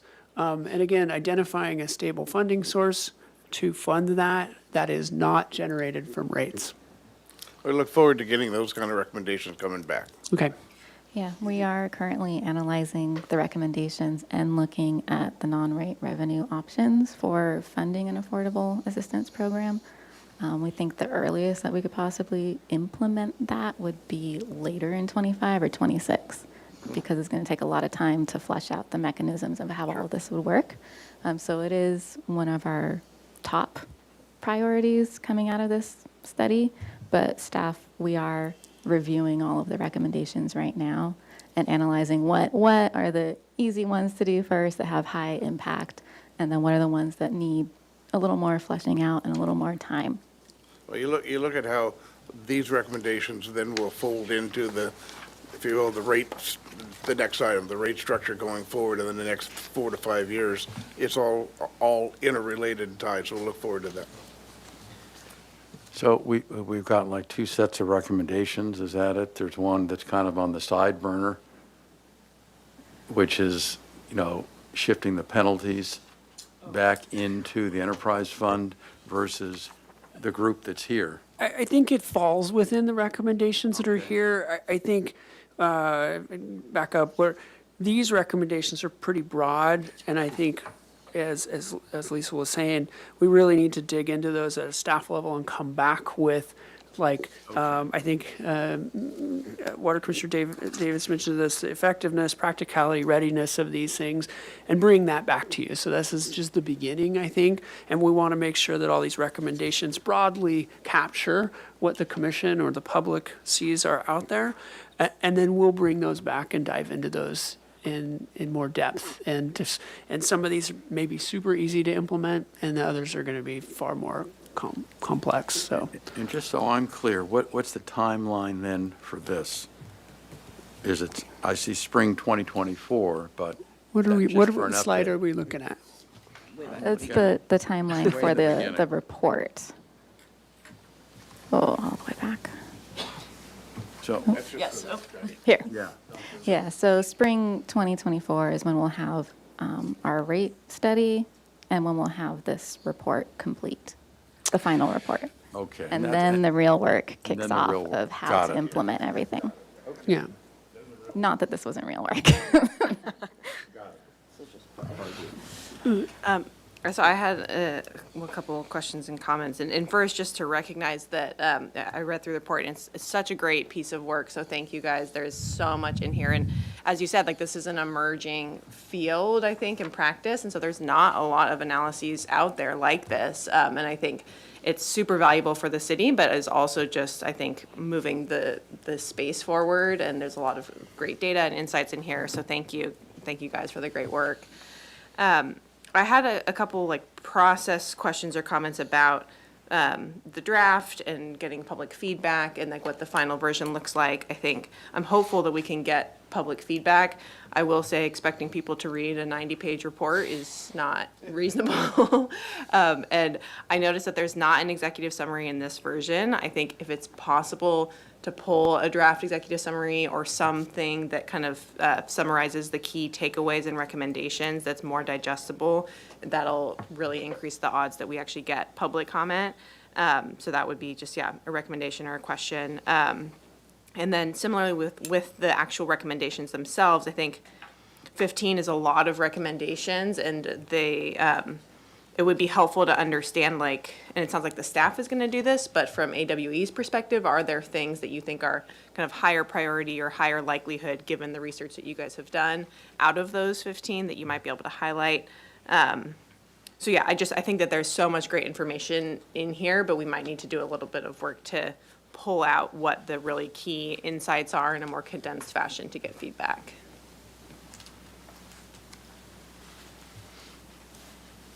Looks like Kristen has a comment too. yeah, I think, Kristen, do you want to go ahead? Or Councilmember Studden? Oh, yes, thank you. I can wait too, but I just wanted to echo what I've been hearing from the commission, and to also say this report is, and the work done here is very conscientiously done and thoughtful and really thorough, and it's really impressive. And I think from the city perspective, you know, proud of the work that you're doing and attempting to do. And then agreeing with the comments that maybe because it's so thorough and there is so much information, that for the public draft, maybe even, I like the suggestion of an executive summary, but even sort of an executive report, maybe just a very condensed 1 to 2 pager that has some of the charts, some of the data that's you're really wanting comment on, and particularly the census tract maps, I think, are really powerful, and you'll sort that out. But that maybe having more than just a summary of words, but sort of a condensed format. But it's really beautiful work, and I'm really hoping that it can be accessible to the community, and so that they can see how important and good this work is. So thank you. Okay, any more questions from the commission? So just to talk a little bit about next steps, so we will, certainly going to try and do our best to get as many comments as we can on this report, including any follow-up comments or questions you have. Finalize this in early February. If we can, try and bring this back to the Water Commission in its final form. And we'll work with the chair to decide whether it's on there on consent or brought back for further conversation. We can figure out where that needs to go. It really depends on how much detail I think we get.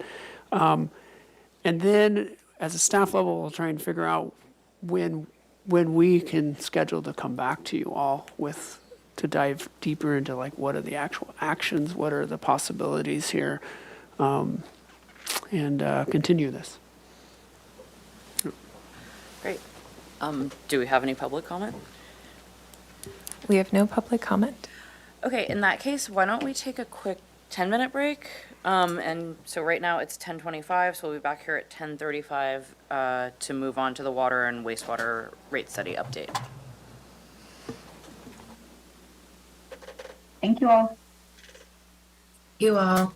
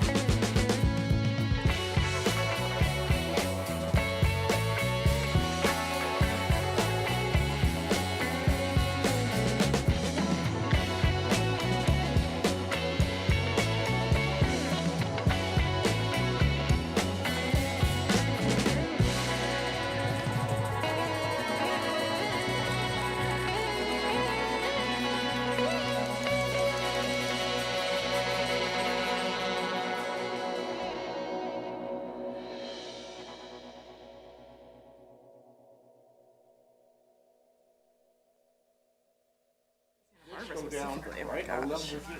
So we're back at our break is now ending. So let's get started on 6B, which is water and wastewater rate study update. And, okay. Okay. Hello, is it afternoon yet? No.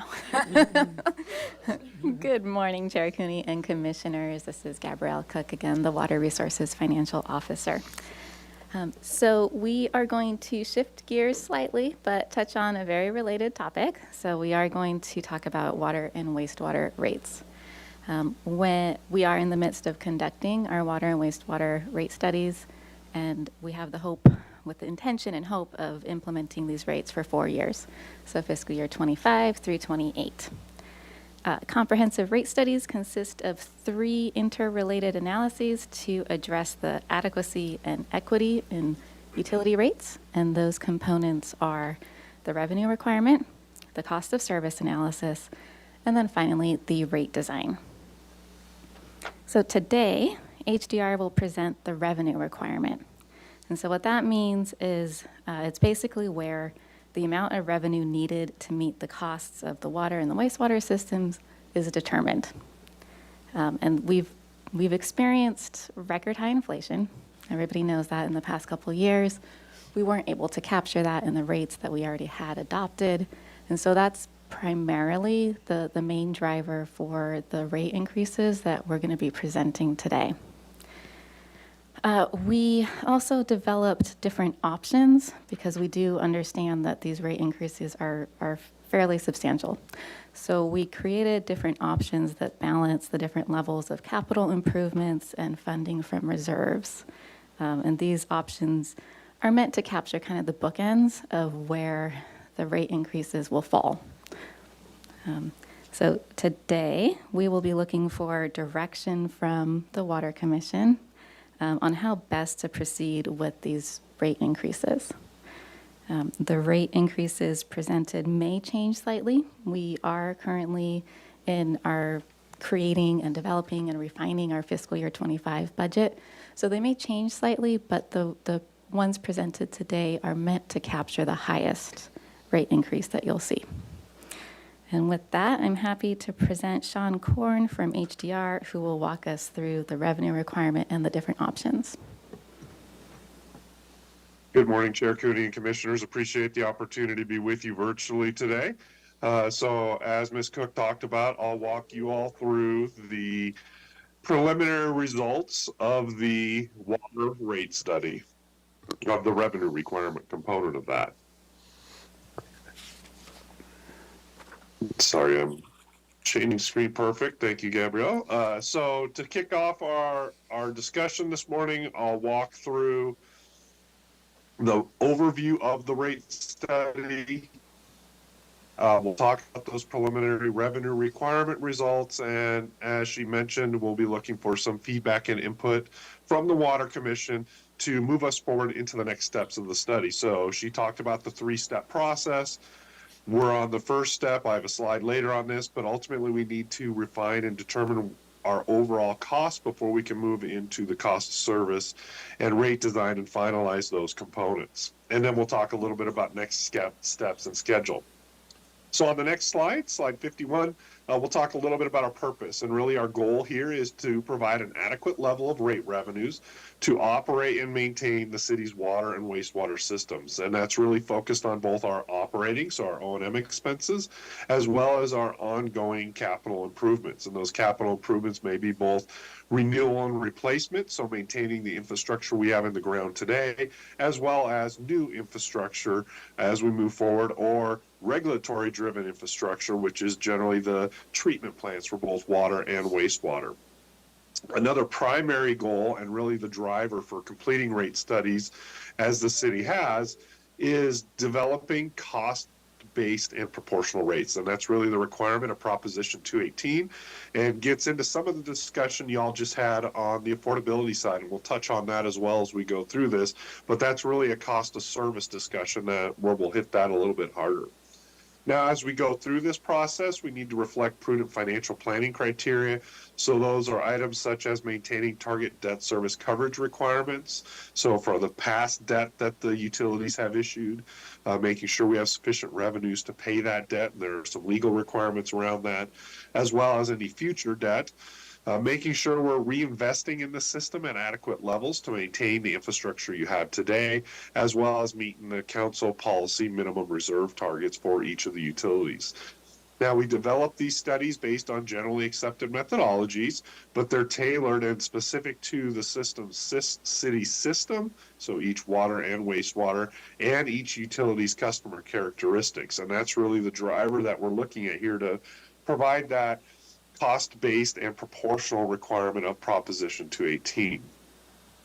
On slide 52, we've got some of our key themes here, and really one of the driving themes here throughout this process is ensuring safety and environmental protection through investment in each utility. So again, making sure that we're able to meet those requirements on the wastewater side for our discharge, as well as providing clean, clear water for all your customers. As I mentioned, a key part of this is also funding our infrastructure, both existing infrastructure that's in the ground as well as our future. And so as we talk about some of the options that were mentioned, we'll be talking about how we're meeting those capital plans and how we're funding those going forward. We also have a component of adequacy of current and future staffing levels, affordability, which you just had a good presentation on, and then, as Ms. Cook mentioned, the inflationary increases on the operating and capital side, and that's a key driver here that has impacted the city since the last water and wastewater rate study. On the next slide, we have our overall approach, and this is really a continuation of the city's practice of evaluating and developing cost-based and proportional rates. So this is based on those prior studies that you all have completed. And we've looked at a 10-year period for these studies. And really that's for two reasons. One is we want to make sure we're looking out far enough to see what those impacts may be so we can plan for them sooner and minimize any rate adjustments over time to the extent possible. But then really focus on the next 3 to 4 years, really coming back and saying, okay, what is our rate setting timeline, as well as knowing what we know today. So what I mean by that is ultimately we know our costs today. We have estimates of what our costs are coming up. As we get farther down the line, we're not really sure, but it's still a good practice to look over the long term so we can understand what those impacts may be. The city has always been really good at being proactive, looking out for and developing a capital infrastructure plan over a long-term period, as well as the rate model. And then our overall approach, as I mentioned earlier, is based on industry best practices and methodologies, but again, tailored to your specific system and characteristics. On the next slide, this was mentioned a little bit as Ms. Cook kicked this off, but ultimately a couple key issues as we got into this study. One is making sure we have adequate cost recovery for each of the utilities, so we're able to fund our operating and capital expenses on an annual basis for the rate setting period. Meeting the requirements of Proposition 218 by developing proportional rates. But some of the drivers we're seeing is the inflationary impacts. So in the prior two rate studies, each study for each utility, we did not assume the impacts of inflation that we saw the last couple of years. And so that is part of this, I'll call it a catch-up in the short term, is getting rates up to adequate levels to fund the costs. And that's one of the challenges we've seen with not only the city, but with all of the utilities that we work with, is, having to fund these inflationary impacts, right? The city and its costs are not immune to that. It's the same as, very similar to what's in our personal lives as part of that. Now, the other piece that's been changing the last several years is our cost of capital projects. And that's been driven by supply chain issues, backlogs of contractors, competition for resources or staffing. And we've seen this throughout the country as well, when looking at the estimated cost of capital projects from a year or two ago and what they're actually coming in at today has been steadily increasing for a variety of reasons, including these that we have here. So as we go through this and develop the overall rate study, we want to think about how we can address these affordability issues or concerns, as you just talked about in the prior agenda item, but at the same time, providing that revenue stability and maintaining that conservation incentive, specifically on the water rates, but it also does come through on the wastewater rates as well. So as we get into this, the next slide has our 3 steps that were mentioned. It's our revenue requirement, which is really our financial plan. So what is our current revenue? What are our operating expenses? What is our capital funding approach? What do rates need to be set at to fund those? And that's the focus of today. The cost of service and rate design we have set up and established. And so those are ready to go, but ultimately we need to have our final approach in the revenue requirement, because that's ultimately our total cost that we would allocate and distribute in the cost of service, and then design rates around. So that's the primary reason we're here with you all today, is to gain that feedback on that revenue requirement so that we do have an approach that we can use in our cost of service. And then we'd be back in front of you with the cost of service results, as well as those preliminary proposed rates for us to have that discussion around at our next meeting. On the next slide, we have some of our key assumptions of the revenue requirement. That first one, again, we're comparing our revenues to our expenses. We're incorporating our financial planning criteria, so our adequate funding of renewal and replacements, maintaining our council policy reserve levels. And again, we are looking over a 10-year period. Most folks set rates over a 2 to 5 year period. We're looking at a 4-year period here for the water and wastewater utilities. But again, each of these utilities is established, or our rates are developed around on a standalone basis. That is, we don't have any funds coming from other city funds. These are enterprise funds, and as an enterprise fund, then they need to be self-sufficient. And rate revenues are our primary revenue source. We do have other miscellaneous revenues. On the water side, we have some water sales to others. But ultimately, it's our rates that fund the vast majority of our water and wastewater costs. As such, our rates need to support those operating and capital needs over the rate setting period and into the long term for financial sufficiency. Now, we do use what's called the cash basis methodology. It's a generally accepted approach. Really what that means is that we're establishing rates over a specific year based on the actual revenues and expenses that are incurred in each of those years. So as we go to the next slide, we think about some of our key issues here, again, hitting on our annual operating costs. You know, knowing that costs have continued to increase since the prior rate studies and at levels higher than were included in the prior studies. And again, the city's not immune to those inflationary trends or impacts that we've seen, all while trying to maintain some of our council policy reserve levels and provide sufficient capital funding. And that's, you know, the necessary improvements for both of the utilities, you know, distribution and collection systems, so the pipes that are getting water to the customers and the wastewater to the treatment plant. And then looking at what that impact is of that funding, how we're funding that. Is that through annual rates or a pay-as-you-go approach, which the city for both utilities has been good at over the years, or are there opportunities to fund with long-term debt? And I say opportunities because there are specific projects, larger projects, once-in-a-generation type projects, that are good uses of debt financing to spread that cost over the long term, because it does provide a benefit to both existing and future customers. Now, as we go through this process, one of the challenges balancing those impacts to rates and adequately funding our operating and capital needs and maintaining our financial metrics. And so as part of that, we've developed a primary revenue requirement, and then we have options for both water and wastewater to establish rates for the next 4 years. So on the next slide, here's some of our key assumptions that went into developing the revenue requirement.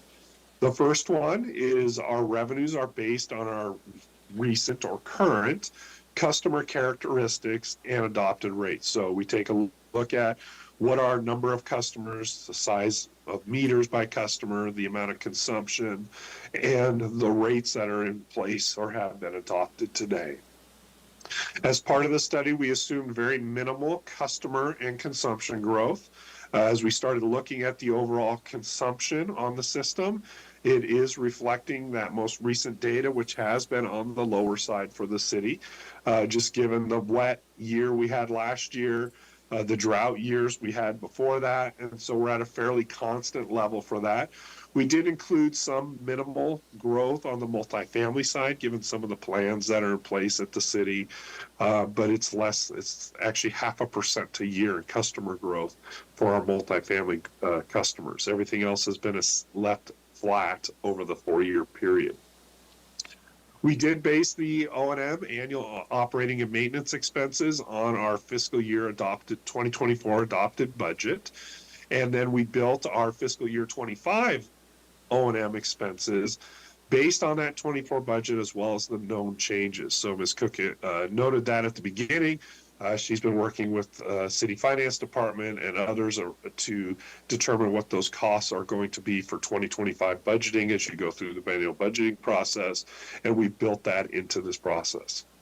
As we've mentioned a couple times, we've seen some significant inflationary impacts over the last several years, and here's just a couple of those that have gone up fairly significantly.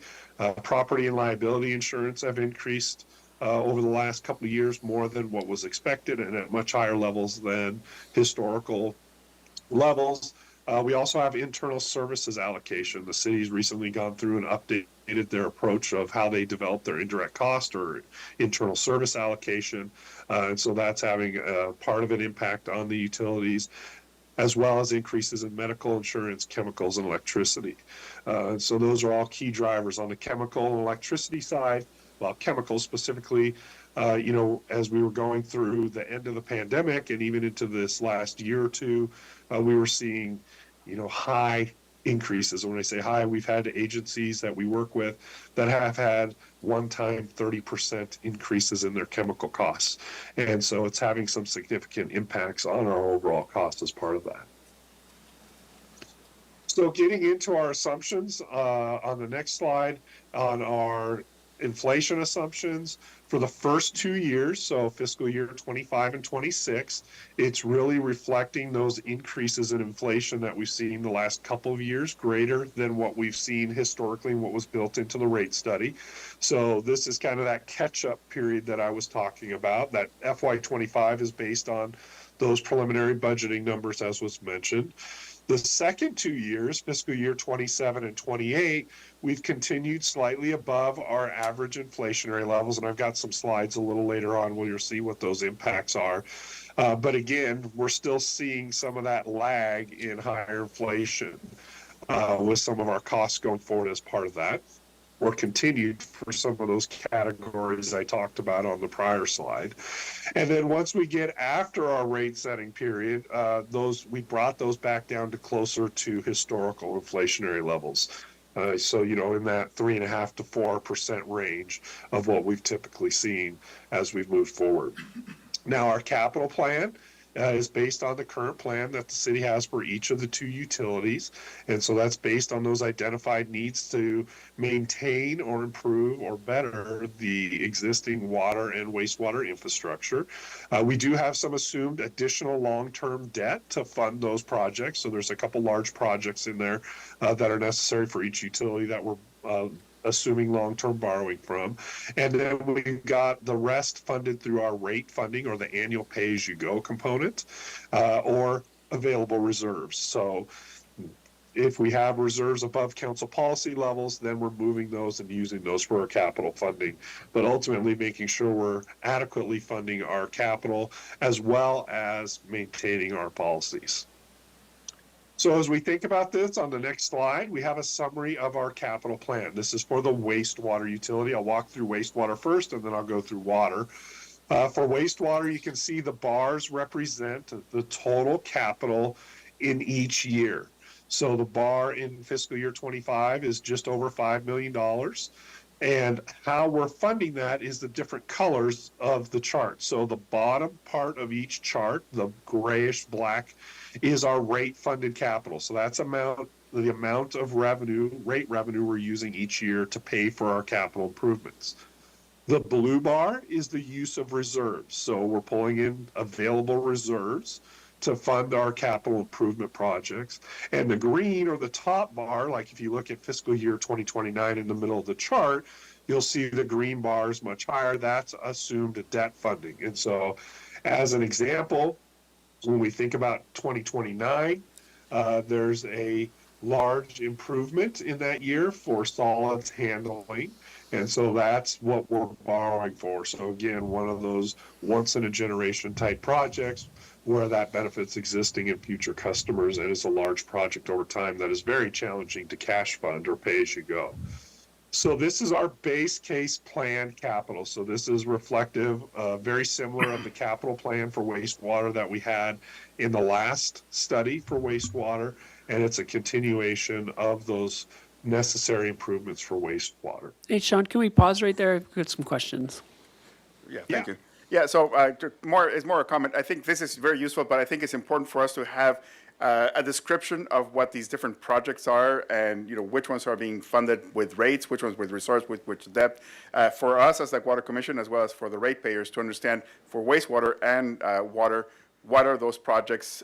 What are we getting for that, so that we can, be able to explain why we're making those big investments, why it's important to do so. So some breakdown of what are the major projects that are going to be considered for the next, in this case, 8 to 10 years.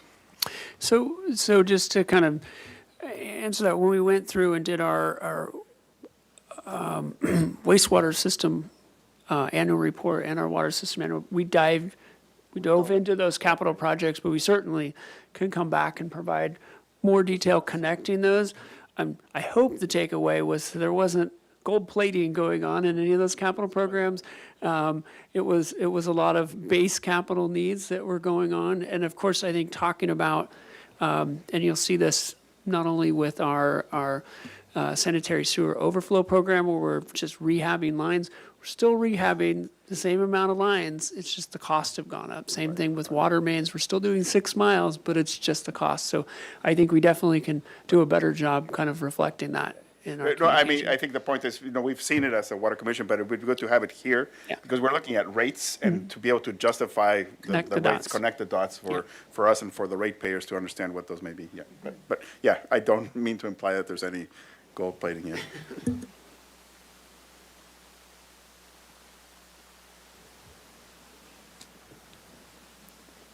Any other questions, or keep going? Let's keep going. Okay. So yes, definitely something we can come back with and provide the Water Commission with that information on there for both water and wastewater when we get to the water side of it as well.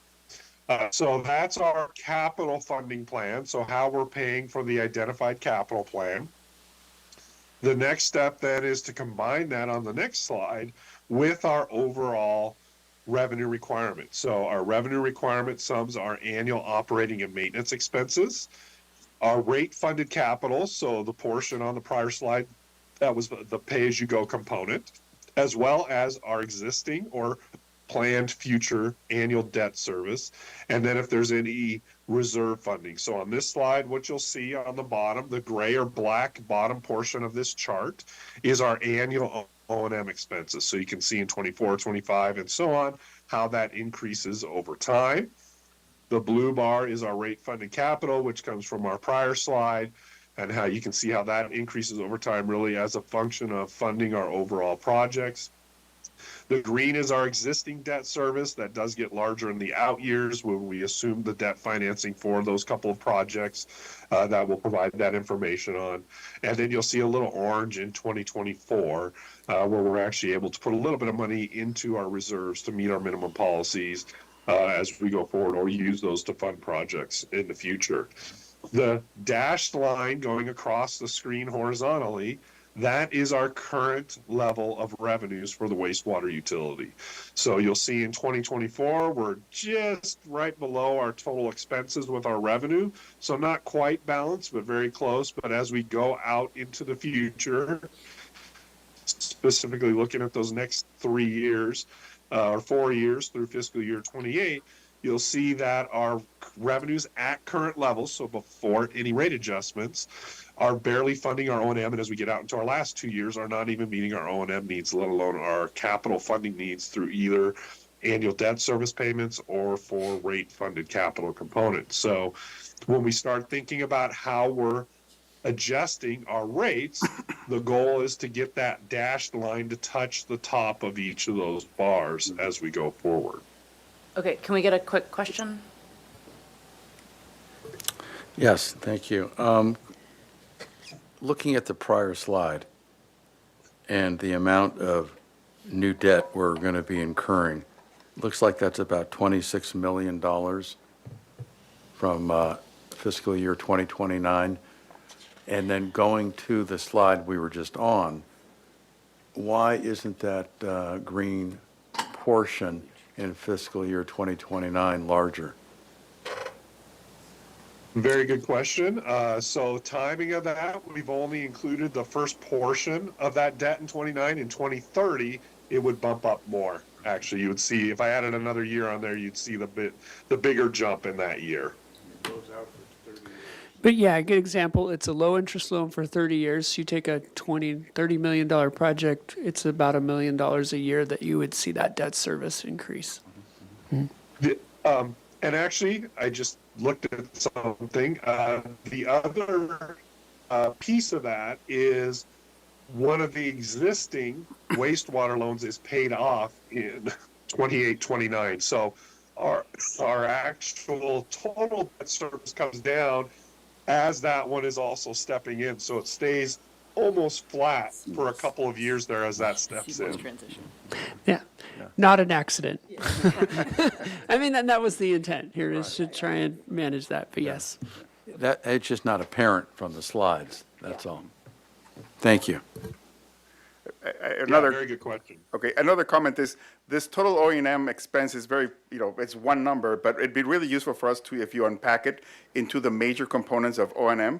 So we can understand, how much of that is labor, how much is chemicals, how much is, energy, electricity and all those. How much is, for example, in the water side, the fees that we pay for state funds that are fixed, how much is variable. So we have a bit more understanding, and also what kind of inflationary factors you used as you were looking at these for us to understand it, and as this has to be explained to the public, why are these expenses and which ones are the ones that have the higher inflation and so on. So just a bit more detail on that, because it's a big number and it's going to get much bigger, and we would like to understand what that is all about. Absolutely, we can provide that. We have all that in our detail, and we can put together some summary information, and we do have a exhibit in our analysis, which usually gets printed in our report, but it has all those inflationary assumptions as well, and then we can summarize that as well for the Water Commission as we come back next time and have that more detail. Thank you.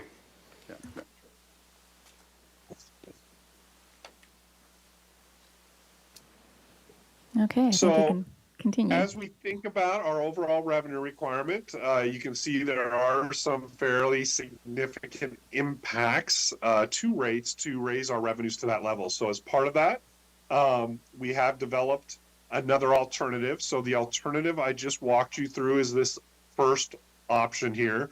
It's our planned capital. We are not meeting our council policy reserves, but we do get back to those reserve levels by 2028. So that's the charts I just showed you. The second option that we developed on the wastewater side is we developed a capital plan that shifts about $6 million outside of our rate setting period and reduce the capital needs in the future years. And so we worked with staff to walk through that process. How could this change? How could we adjust that? And then we also reduced reserves below council policy levels, and we get there in 2029. So the year after our 4-year rate setting period. So as Ms. Cook mentioned in the beginning, we're trying to put the bookends on this. So if we meet our targets in the rate setting period, we fund the planned capital, versus we developed a shifted and reduced capital plan and don't quite get to our council policy levels. Here's what that would look like as well. Now, it's important to understand, specifically for option 2, that there's trade-offs between the lower rate impacts and the reduced availability of reserves. And part of that is if there's an emergency situation or unexpected capital needs or a combination of the two, then we don't have as much reserves on hand to deal with that, whether or not we're meeting council policy levels or not. And so there's a risk associated with reducing our capital as well, where we may not be getting things done as fast as maybe we should be as part of that. And so that's the trade-offs we just wanted to highlight as we put together these two options, or the bookends that we have that we're looking at as part of this process. So what does this look like? On the next slide, we have our two options. If we're to meet our planned capital again and meeting our council policy reserve levels by 2028, then, and I apologize, I just realized my years are wrong on the top of this chart. This should be 25, 26, 27, 28, not 24, 5, 6, 7.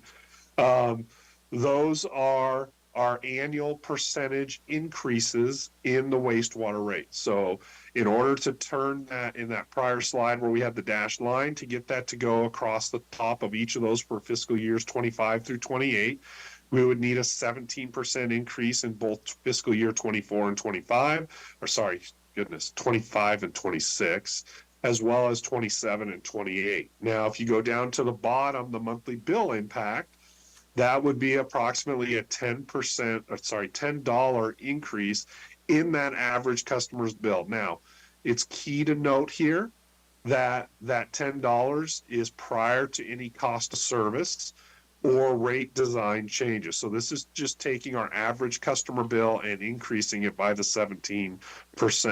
So that number will change. So if the Water Commission said, yes, move forward with option 1, that 1041 is probably going to be slightly different. As we get into the cost of service, there may be some shifts in cost between our fixed charge and our volumetric charge, and shifts between customer classes. So it may impact that differently. But to give you all an idea of what those percentages mean in real dollars to your customers, that is what it's based on. So overall, over the 4-year period, fiscal year 25 through 28, that would be increased by roughly $10 to $12 per month per year. So this is the annual monthly increase in each year. The cumulative would be the sum of those four.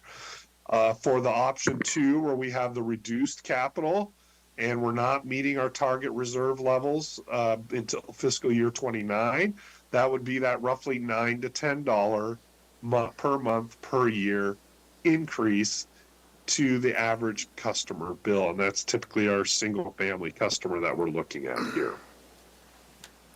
Question? I'm sorry. I'm sure. The staff report had different numbers. Is there a reason they've gone up from even the staff report? What's driving that? And then, since I have the floor, in option 2, it talks about not executing the Air Pollution Control District Master Plan, which I didn't know what that was either. So, Yes, so a revised staff report was sent in the package this morning. So the original numbers, it is a fluid and dynamic. So we're working with our fiscal year 25 budget, and we had some more increases that we are working out right now. So this is going to be the highest. We anticipate it might be a little bit lower because we are working through some of the mandatory the salaries, benefits, allocated costs. We're diving deeper into that. But that was what drove the increase from the original staff report to the staff report. And so we are looking into it. We will have more revised numbers as we go through this process, and we anticipate that probably by the end of next week we'll have a really solid number. Well, But this is the high end. 13% took my breath away. 17%, I can't breathe. So it was a little shocking to me in that regard. And then the Air Pollution Control District Master Plan? Amanda is going to speak to that. Thank you. Ms. Plessy, sorry. Good morning, Commissioners. My name is Amanda Flessy, the Wastewater System Manager. The APCD, that is going to be a report that is required from APCD. They were going to put out the new regulations 2 years ago. They're a little delayed, and they actually don't have a date when they're going to get back on track. So I didn't want to earmark that big amount because we know it's not going to be in the next 3 years. Okay, good. That helps. Thank you. And yeah, just to mention, the budget is a dynamic process. And so that was the snapshot that we were working with Thursday. And then we had a new snapshot earlier this week.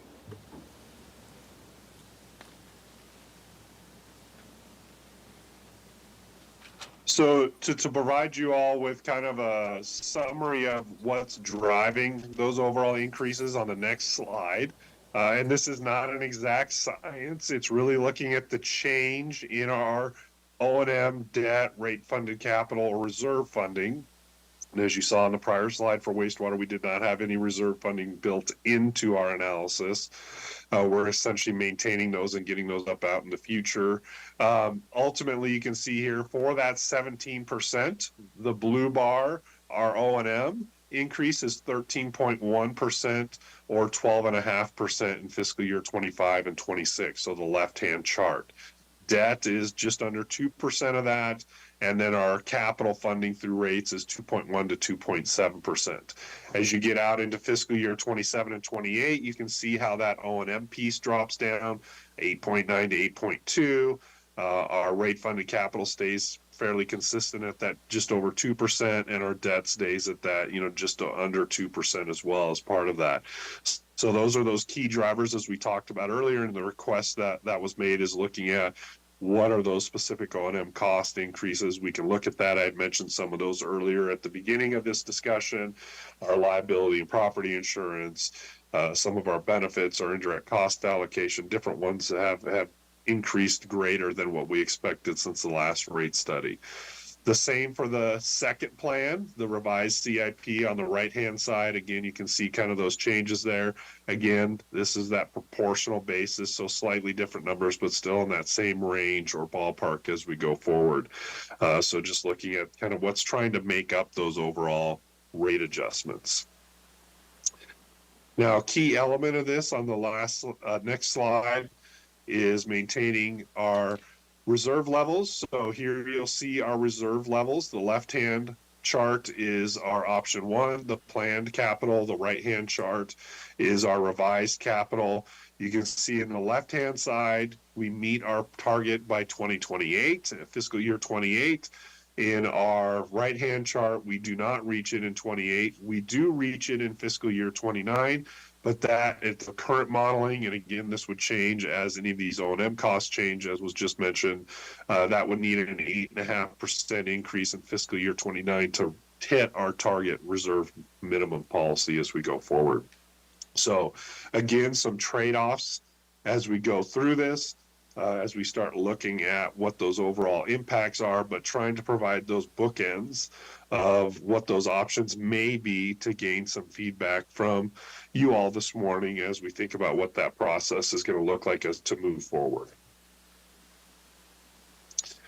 Maybe I'll stop there real briefly. Are there any questions on the wastewater side before I jump into the water side? Yeah. I've got a couple of questions, and I'll begin with is it the present $12 million reserve fund per council policy? At some point, I'd like to have that kind of explained to me, how that figure came up and what's the worst case scenario that's been attached to it. So I don't need that now, but I don't know anything about it. I think we easily could bring that back. We can also provide you with a description of, because there are various, when you break it down, there's various buckets within that reserve fund that the council has set. And that policy was just recently revisited and updated. So it would be really helpful for the Water Commission to have that. So we can send that to you as well. Good. And then my next questions go back to slide 58. And you list the significant inflationary impacts to O&M costs. And I'm just curious, when it comes to things like insurance, are we in an insurance pool with other entities? Yeah. We are? Yeah, and I'll do my best to describe this. We have not been keeping up with our funding of that insurance pool. And there has been a larger conversation at Finance Committee about this, but what has come out of that is that we need to make 20% increases in what we're contributing to our insurance fund every year for the next. I had at least 5 years. So it's 5 years. 20% for property, 15% for liability. It's year over year over year. 20%, 20%. Okay. And so there, healthy conversation about it. And of course, Water Resources being a large landowner, having large facilities, we are disproportionately impacted by this underfunding that has occurred. So my question simply was then to confirm we're in a pool, so we're probably getting the least expensive insurance that we can get to cover what we do? Or a product of all the disasters that have happened and insurance companies needing to make it up. Yeah. Yeah. Okay. And so catching up with the deficit we have with the insurance pool, I take it that's already built into the budgeting process? Yes, that Okay. is in there, yeah. All right, thank you. And that's one of the reasons it's going up significantly. This is down in the weeds, but I'd like to follow up with that question. Again, in other hats that I wear, insurance this year exploded. And I wonder whether, if that happened to us also? Yes, Okay. yeah. Yeah, because we don't really see the line item budget, so I didn't know if that was in there or not. Yeah, I mean, insurance, both on the insuring our assets, but then also even on the medical expenditures, it's just, Exploded. I had a question, and realizing that this may be a relatively small impact when compared to things like insurance, but I know even having the conversation in Water Commission about staff retention and compensation, and particularly wastewater operators being a challenge, and I just wonder how that factors into this. I appreciate that question because, yes, last I looked, we are still about 15% below market in what we are paying our water and wastewater operators, so we're not there. But we have built into these projections getting up to market. And now, again, that market continues to go, so we have made some speculations on where it might go. But, yeah, it's certainly not. We're not overpaying our staff in this case. If I could just further add, I'd love to see a pie chart of these significant inflationary impacts at some point. We are working on that. I think that's an excellent comment. We had a similar thought as needing to explain exactly if you were to show, for example, a dollar bill and just exactly where all of these costs are going. Some graphic. We do have we have brought on a consultant to help us with getting information out and communicating the challenges here and what we're trying to do. So definitely. So any feedback you have, keep it coming. We are definitely looking to help make sure that when this decision finally does come to the city council, that at least all then- the information is out there. What is internal services allocation? What does that mean? So it's our IT, our fleet, facilities. Those are the main internal services. So water and wastewater, we have vehicles. We have our internal fleet division here that maintains those vehicles, and we have to replace those vehicles. There are new mandates coming out for electrifying the vehicles, which adds substantial costs and the infrastructure for charging those. So they just went, fleet and facilities, they just went through a methodology change for it started in 24 and it's continuing through 25. So that's a big increase to what we used to have historically. IT, that's a big shift also. They became a department on their own. We are funding GIS, we're funding Yeah, it's just, licensing. It's all we've of that. been, yeah, I think that the city has been inadequately funding our IT operations. It's so critical to everything that we do. And we finally recognized that a few years ago, and they're ramping up so that we are appropriately sized with our IT.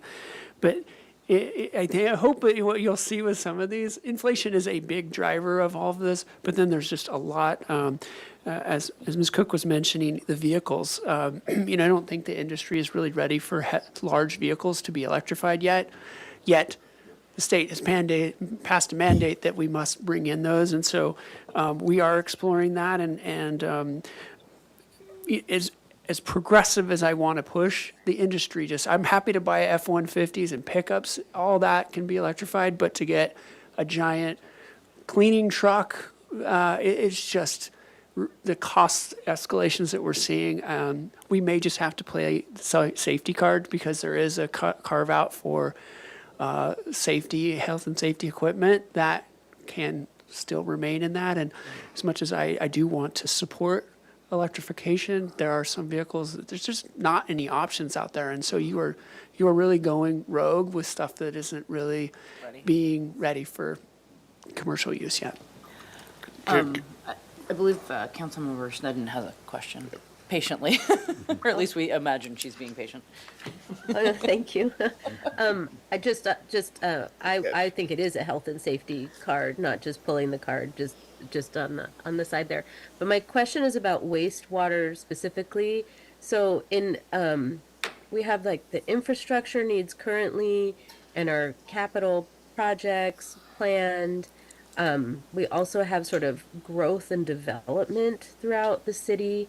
And I guess my question is, to what amount would the ratepayers now be paying for that future growth and development that's happening? I mean, it's my sense that we really don't have the wastewater infrastructure to handle much more development, and it's maybe an open-ended question of the nexus between those of if the capital improvements in there are to handle more growth and development, if that's a ratepayer question. Yeah, there is, I don't want to say absolutely none, but the majority of the funding in here has nothing to do with growth at all. It is maintaining existing infrastructure. We did have some, and they're existing before any of this growth, some capacity constraints largely driven by storm events, so inflow, infiltration issues that we were hoping to fund. And unfortunately, in the lower tiered option, that's pushing some of those capacity projects out, but they're really not really related to development. For example, the proposed La Cumbra Plaza project or the 400 units or whatever they're planning there, there's no money in here for that. So that project is going to have to come with 600 units, is going to have to come with its funding to address any capacity issues related to that project. So is it safe to say that even at current capacity, that we're looking at these types of rate hikes, and if we had further growth and development, then that would translate to higher impacts? I would, hard to say at this point, but I would be pushing for the development to pick up the impacts related to their project. Thank you. To the extent we can by law make them do that, but yes, we do not have any projects to expand the system for those development projects. Thank you. It's a really important point. Thank you.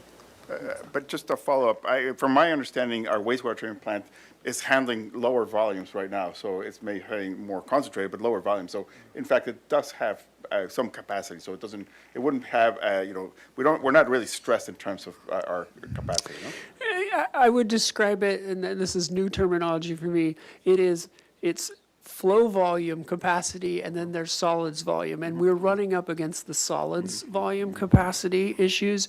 And then, of course, we do have an I&I issue with capacity there, but there isn't any projects currently in the works to address those at El Estero or in the capital funding we have here.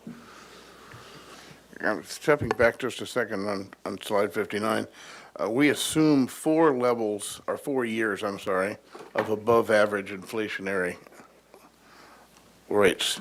And I'm assuming that that's essentially equal to what we're doing now, meaning carrying out the current rates, not increasing them further especially the years 4 and 5. I'm sorry, 3 and 4. I'm sorry to do that. Okay, first 2 years of rate period reflect the past and current inflationary impacts. The second 2 years, 27, 28, of rate setting continue above average inflationary levels. I'm assuming we're basically saying that the current levels continue then for 4 years. That's what that assumption is. And then my question is, if we went back to historic levels for those 2 years, is that effect, Sean, marginal or significant on the rate?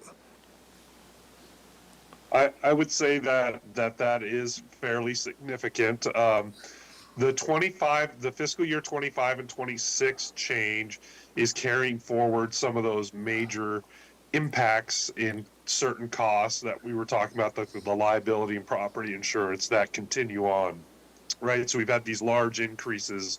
So those are much higher than what we've seen in the past. And so that those first 2 years are kind of that catch up where we've got to get our rates up to fund just our increase in our costs.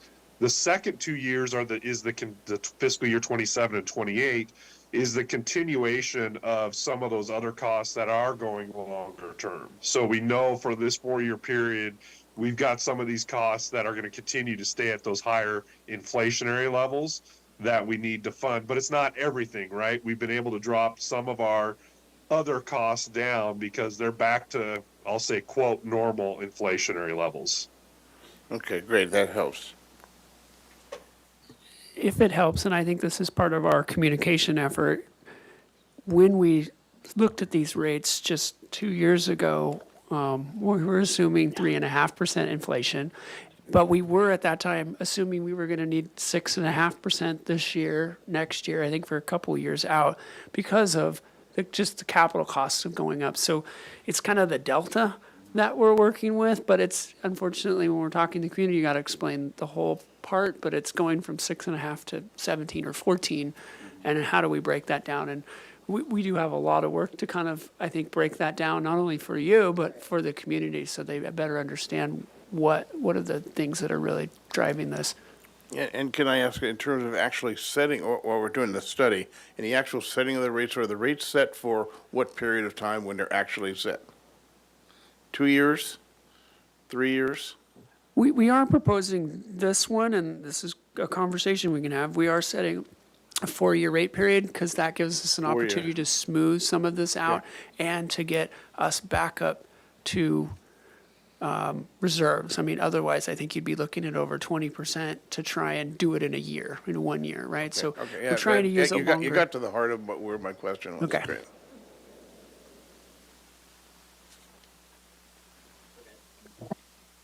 All right, Sean, take it away with water. All right. So same approach for water. And again, we'll provide a little more detail on the capital plan to the commission so they can see what some of these are. But again, our total capital in each year, our overall needs, and then how we're funding that. So you can see the black or gray at the bottom is our annual rate funded capital. The blue is use of reserves. There's a little orange in there for a grant in fiscal year 25, and then green is our debt funded. Now, just to give you all an idea of when we look at the debt funded for the water side of things, that's really funding a couple projects. In fiscal years 25 through 29, that debt funded reflects the Cater Reservoir and Vic Trace Reservoir projects. So it's two of those, again, larger projects that we're looking at debt financing as part of this, and those are both through low interest loans. And then out in 32 and 33, those are large improvements, intake, pump relocation, things of that nature that are larger out in that outside period, but things we've accounted for as part of this project, as part of this capital plan. So as we look at this overall, again, trying to adequately fund our renewal and replacement, a good portion of these costs as we get out into the out years, it's about 20 million a year, is our pipeline replacement projects. So something that Matt had talked to you about, I think, last commission meeting, as we're starting to look at those costs, replacing 6 miles of pipe each year. And so that part of it is a key driver, as well as maintaining that infrastructure that we have in place today. As you look at these bars, you can see that that's a key component of that. Now, taking that and converting that into our revenue requirement on our next slide. Again, we have our O&M expense, and we'll provide as well here on the water side some of that detail as you all have requested. That's that gray or black on the bottom. We have our rate funded capital from the prior chart in the blue in the middle. Some reserve funding is part of this in this primary plan, our planned capital, and then our existing and future debt service as we go forward. So same discussion here. This is that debt service we have today, plus those planned for, as an example, in the short term, the Vic Trace and Cater reservoir projects. So as you can see, our revenue line stays fairly flat as we go out over time. And so again, trying to get that dashed line to touch the top of each of those bars. As you can see, as we get out over the next 4 years, it's a fairly significant increase.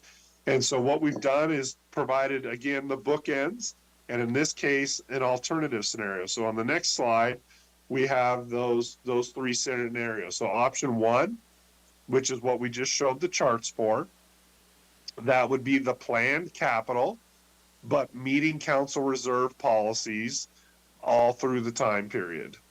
The second option is kind of our in-between option, and it's the planned capital, so that capital plan we just looked at, but we reduce we reduce reserves below council policy through fiscal year 28. So we go below, but we meet it as we go out over time. And then the third, which was our low bookend, is reducing main replacements, shifting some projects out in that capital plan over this 10-year period we're looking at, but reducing reserves below council policy and meeting it in 2029. And so again, very similar discussion as on wastewater. There's some trade-offs between those rate impacts and risks associated with that. And really it's reducing reserves down below policy levels for emergency or unexpected capital needs. I think a big part of this is thinking about, in that third option specifically, is reducing our main replacement. And so reducing that by about $8.5 million over the first 3 years, so fiscal years 25, 26, and 27. Ultimately, that shifts those projects out into the future, which is likely going to have an impact on both costs, so higher costs as we go out into the future, as well as some increased main break and leak repairs in the long run. Really, that's, as Matt talked to you all about, that is really a key driver in this, is getting back to that aging infrastructure that you have that is failing in some cases, and make sure that you're replacing that on an adequate time schedule as you move forward. Jump in real quick. I just want to comment a little bit on the option 3. And one of the challenges we've had is water mains is an easy go-to to balance a budget. And, to some extent, we did this during COVID, and we've done it during recessions, and it does add up. It is cumulative when we do this. And so, although I put this on here, I try not to put anything that wasn't viable on here, but it is one that I am struggling with, because as we get into these costs, shaves $8.4 million by kind of this tapering. We're going to slow down, and it really is taking it from a 6 miles to a 5 mile program, and then tapering it back up again. So it's not, it's a 17% reduction. But again, I feel like we've delayed it numerous times before. I really am reticent about that, and we got a lot to juggle here. So I'm not, but I just wanted to mention that. Well, I think that one's hard too, if you don't see it, like the water main breaks. Like we had one, I live on the west side, and there was one a couple weeks ago. on a street that I walk my dog, and it had happened overnight, so no one saw it until the morning, and there was mud for like 3 blocks. I mean, just the impact that it had to people's landscaping or cars or like whatever, and it wasn't, nothing tragic happened, right? Like nobody died or whatever, but just like the visual impact of like how bad a water main break can be. And I think the neighbors had said that like it had happened a couple of years ago, but it was like during the day and they called and it like wasn't a big deal, but just watching everyone literally just try to get like many pounds of mud out of their driveway, which I know doesn't sound tragic, but like, just the small impact of that sort of thing, I think to like keep in mind when we think about delaying that specific maintenance. And I think adding on to that, well, in general, like all of these, the trade-offs here, when we think about reserves for emergency situations, when we know we expect extreme events to increase, and we just saw, in January 2023 with, a major emergency there. And so I think these, trade-offs are significant and would like to avoid them if possible. One of my questions, though, just from like a practical perspective on how the costs for these things get allocated, is like, are there then different funding sources that you tap into in the case of an emergency that have a different effect on rates? Like, for example, I know that like there was FEMA funding available for some of the stuff that happened with the storms last year, and it's like, obviously we don't want to rely on that, but just wondering like what are the various kind of funding sources for some of these things in the event that we're kind of anticipating that we might have more of them if we're not investing proactively. I really appreciate that question. Yeah, and we recently just went through that. And we need to have the cash on hand to get going. FEMA does come in, but with so many disasters around the country, FEMA is really running short, and they are quick to say no. And it ends up being a laborious fight to get support on some of these things. So I think going forward, I think in the past you probably could have said, yeah, FEMA's going to step in a couple months in and they'll help with your reserves. I think that's becoming less and less. It may become a they may, but we need to be prepared to kind of stand on our own 2 feet and deal with that initial blow. With respect to main replacement, do we have sections that we know right now are leaking or failing? And in a perfect world, we would just change them out right now? We do. And a great example for those who know Bendy White, he called in, his neighbor called in mid-December and said, hey, you got a valve can. So there's a valve there and there's water coming out of it. And our staff went out there and, yep, the valve needs to be replaced. Again, this valve was, the packing in there was basically, but it was one that we were like, oh my gosh, this is going to like blow up and cause a huge problem. So we're like, yeah, we'll schedule that because we have so much work to get to, and we are currently down 6 of our 18 operators. So we'll schedule that for early January. And Bendy called back and said, what's going on? And so we had a nice conversation. I'm like, yeah, this is kind of the current state of things. There's a lot of maintenance that needs to happen. That was one. And it was a little more complicated than that. And we're also replacing that whole street in the next year. So, but anyway, we went in, cut that old valve out and put in a new valve. But what was problematic is, as you might imagine, the other valves around there didn't work all that great. So the shutdown, just to take out that one valve, ended up taking out 4 blocks of And neighborhood. that was in an area that you were already targeting? Already I think targeted, you said for yeah. the next year? It's already on the target, but it gets elevated because the thing goes out before we can get there. Are we having failures in areas that you are not targeting, that just have come up out of the blue and, we kind of missed this section as in need of repair? I can have Mr. Ward come up and talk, but we do have a pretty extensive model, and taking into condition how many breaks, the age of the pipe. Over the weekend we had a 1917 pipe go on us. So I mean they're pretty extensive and costly when we do have those, as we kind of talked about last month. Chair Cooney, Water Commissioners, Matt Ward, Water System Manager. If I was to describe the main replacement process, because we've developed really a process and it's pretty complex. It's like a machine. And so that machine's been built, developed, tuned, and it works in conjunction with all the other capital going on in the city. And so that's how I can best describe it in a nutshell. We're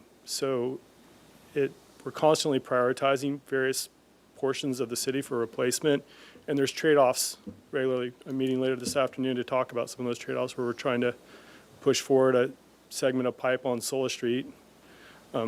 And that's going to require that we bump out another pipe that's already been prioritized. So it's a delicate balance, and the system in general is just, as you well know, is very aged, and everything's approaching that time period where, as you saw when it presented last month, we're getting into that curve that's going to increase the likelihood of main breaks. How's your model faring? Pretty good? Yeah, we're actually revamping the model with Colorado State, and it provides useful input, or outputs, I should say, and so it's good. It's predictive modeling, so there's always some error, but there's a lot of inputs that are going to come into it that weren't in there previously. It's something we're trying to build. We do it when we have the resources available. Thank you. Okay, Sean, let's continue. All right. So as we did with the wastewater side, we did the same with the water side. So you'll see here the three options. So option one, which was described in the initial charts for capital and the revenue requirement. That's our planned capital and meeting our target minimum reserve policies throughout the time period. Option two is that planned capital, but we don't hit our reserves throughout the entire period, but we make it by 2028. And then option three is our shifted and reduced capital, so the reduced main replacement primarily, as we talked about, and lower reserves throughout the time period. And so you can see as you go across the page, again, I apologize, there should be fiscal year 25, fiscal year 26, 27, and 28. You can see those percentage adjustments to the average customer bill. Again, average customer bill, so that's based on the current average bill times the percent. And so again, once we go through and finalize the cost of service and rate design, those numbers may change slightly, but again, to provide you with what that percentage means, we wanted to give you a dollar amount. So again, each year per month annual increase over the time frame. And so you can see that range from option one to option three, 16% to 9.6. That's $18.20 to $10.92 in fiscal year 25. And then going across through 26, 7, and 8, you'll see that overall change per month for each year. So coming back to close to the same ending result, but again, option three, we reduce the capital. We have that impact on our main replacement. That option two gets us our capital that we've identified as being necessary, maintains our main replacement projects, but we dip down on our reserve side to look at that. So what that looks like as far as that proportional spread on the next page is our overall, for each of the scenarios, the change in the annual O&M, our rate funded capital. So you see the top chart is the planned CIP. That's our option one. O&M is 10.3 and 8% the next two fiscal years, drops down to our 3.5 range in the out 2 years. But our rate funded component and our debt component as well. And then you can see how that differs for each of the three scenarios overall. Again, trying to get that proportional change in our cost in total rolled into these 2 or 3 different categories that are key drivers as part of that. On the next slide is our reserve summary. So again, that first adjustment, the top chart, it reflects planned capital meeting target reserves all the way across. You see our dashed line meets our shaded blue area. The bottom left chart is where we don't meet it in fiscal years 25 through 27, but we meet it by 28. And then the third option, reduced mains, we would hit that in 29, again with an assumed adjustment. But again, we're not too far below that target overall. Again, we kind of dipped down into that 20 for both options 2 and 3. We dipped down to that 25 to $30 million range in total council policy reserves. So as was requested, we can put together what adds up to that dash line, right? What makes our total target reserve component, and how do we maintain that over this time frame? So given those results on the next slide, we are looking, as you've seen, the necessary adjustments for both the water and wastewater utility, looking for some feedback and direction from you all today as we finalize our revenue requirement. And then at the next meeting, we can bring you those cost of service results at preliminary proposed rates based on both components, right? The overall revenue requirement, so the amount of revenue we need, as well as the cost of service to meet our proportionality requirements. And the key drivers here, as we've talked about, our annual inflationary impacts we've seen the last couple of years, that continuation into the next 2 to 4 years on many of those costs, as well as our capital needs, adequately funding those renewal and replacement. And a very good question earlier on, what does this include? It's really that existing infrastructure that we're focused on here. How we meet our target reserve policies and overall other financial metrics as part of that. And really, again, as I mentioned, those final rate or bill impacts we'll be able to flesh out more detail as we finish that cost of service, which is really those next steps on the next slide. This is really where we go into, once we have this data, we've got the preliminary cost of service and rate design complete. It's there in the model, working with staff to clean up a few things. And once we have this revenue requirement, we'll be able to finalize that. And remember, that cost of service is really looking at why did you incur that cost? On water, did you incur it to meet an average day or really a total water use? Is it a cost of water supply, right? So our resource stacking. So we've got groundwater, we've got state water, we've got desal, et cetera. What are the costs associated with providing each of those? And then our overall customer related cost. On the wastewater side, it focuses on the volume or strength. So you talked about that a little bit earlier in the wastewater, right? The overall volumes coming to El Estero versus the strength of that wastewater, and there's cost differences there. So as we go through this process, we'll be updating that to develop that cost of service.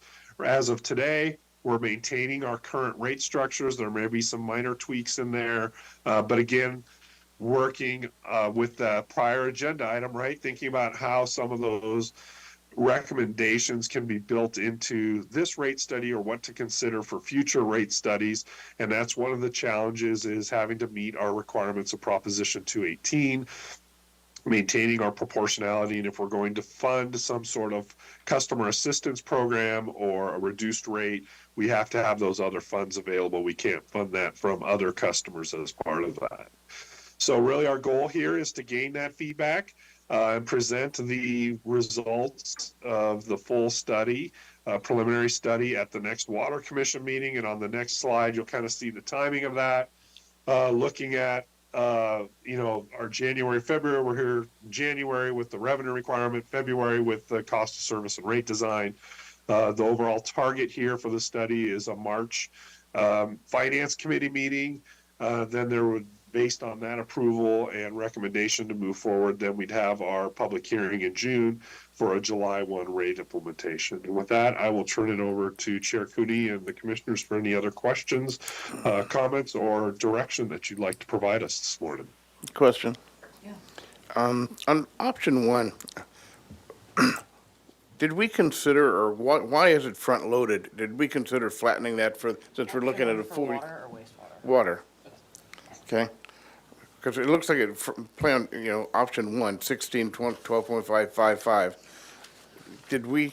Is there a reason why we front loaded that, and what would happen if we flattened that for the 4 years, since we're looking at a 4-year rate set? I'm glad you asked that question. So one of the ways I put that in there is and again, kind of providing some bookends. There's lots of, I think, room in here that we can play around with depending on what the Water Commission wants. But I wanted to provide one in here where we kind of dealt with these costs now and got back to doing normal cost increases and not just spreading this out over a longer period of time. So it just gives you a sense of what that might look like if we tried to deal with it more immediately. But certainly, we can always, I think when you're doing these rate periods, we can spread it out over that period. But the intent there was to try and get it addressed initially and give you just another option to look at. Again, going back to my question relative to the higher inflationary rates, we're continuing the higher inflationary rates into 26, 27, so we're not assuming that costs are going down. Yes, I mean, So if you look at slide 70, you can see the breakdown of the O&M adjustment for the planned CIP, which is the top graph. And so we're dealing with inflation. It's the bigger component in 25, 26, and then it drops back down to around the 3.5% in 27, 28. So it was hard to summarize everything because we have 5 options here, 3 for water, 2 for wastewater. So that was just the summary, but here is the breakdown of what those impacts on the O&M would be. I guess my base question, you kind of talked about why front load it, and I understand what the thing is there, but there wasn't an option essentially to some degree of to flatten that out, to get it down to, if you will, reasonable levels. Yeah, I think it could be a hybrid of option 1 and 2. I think it'd look something like 2, somewhere in that level. And I apologize. We're trying to pull this together and try and give you some ideas. No, it works. By no means am I trying to influence where you think this should go, but hopefully give you a sense of kind of bookends. Yeah. The cost of water supply, so the water that we bring in, varies a lot depending whether it's Kachuma or state or desal or those. So I imagine that there was some consideration of what's the mix that we're going to have in these next few years, because ideally we would take all Kachuma or Gibraltar, which are really cheap waters, but maybe not. So what was done in terms of those considerations? Yeah, so the plan that was presented back to you in November 2023 is kind of based on that. Again, we make some assumptions about usage, but there are a lot. I mean, if we don't use any state water, we still have a $4.5 million expenditure there. Desal, even if we turned it off and shut it down, we still have a fixed component of debt service associated with that facility. So there is a unavoided cost that goes with most of those assets. But as you can imagine with this, I mean, that was actually the one budget item that came down in this case because we were looking good with water. We are not planning on deliveries of state water during this interim so that we don't have those delivery costs. And so some of the COME, Kachuma, CCWA costs are coming down. Unfortunately, so many of the other things are going up. Yeah. I had a few questions about the rate structure, which sounds like this might be for a later conversation, but one just quick question on the cost of service is just, and we don't need to get super in the weeds on this, but how does council determine what the reserve policy is? Well, that is like a formula that's put together, and Gabrielle can kind of go over it quickly. There is a component of disaster, contingency, and capital reserves. So disaster and contingency are percent-based. One is 10%, one is 15% of the budget for the next year. And then the capital is either determined by the average of the forward 3 or 5 year capital plan, whichever is lower. So those are how the reserves are determined. And that's kind of just like a standard formula? Yeah. Yeah, okay. Thank you for clarifying that. And it sets our borrowing rate, like our rating. They ask a rating. They'll ask, what is our reserves? How are we planning for disasters? One of the things that I think is helpful to know in that, and this is one of the things that kind of drives me a little crazy, is as you start to increase your spending, we're dealing with all these inflationary issues, it means that our requirement for reserves goes up. Yeah. And so at the same time you're dealing with the disaster, you're also supposed to be funding $1 million more a year For more disaster. for disaster. So Sean could probably do a better job of explaining that, but it is a pretty significant contribution that we are having to make every year because things have gone up and we have to spend more. Yes, it's kind of If you a, don't maintain it, it could affect your rating, which could also affect It matters. costs. Kind of stuff. Yeah. To that effect, council this past year had a discussion relative to their reserve policy because some council members wanted to look at reducing reserves. I wouldn't be bad for us to come back at some point when we have some time on our agenda just to talk about that particular aspect as to our budget and how reserves play into that, just as you're discussing there, and what would happen if we actually did decrease our reserve policy, and what's been the history of using the reserves in that regard, how we've used them. Yeah. That would be great, but when we have time. Councilmember Snedden put her hand up on that. Yeah, Councilmember Studden, if you want to. Yes, and thank you, Commissioner Davis. I was going to make the same comment that we recently just looked at this, and it was a close call. It wasn't really clear cut what to do with our reserve policy, and it's coming into play in terms of salaries and other issues across the whole organization. So it would be helpful, I think, if Water Commission as its own entity made, looked into it and then maybe referred it to the Finance Committee after that, if there were recommendations out of that. Again, not directing which way that would go, but just I think it's a worthwhile conversation. Yeah, I'm thinking about the next step in the rate, the cost of service, the rate design, and thinking about the affordability, the study that we're looking at. I'd like to understand when we have the rate design, how we decide what is the fixed charge that you have and how those levels get set, and then how we then figure out how much is variable so that we have the appropriate support to people who need that kind of help in terms of making it more affordable.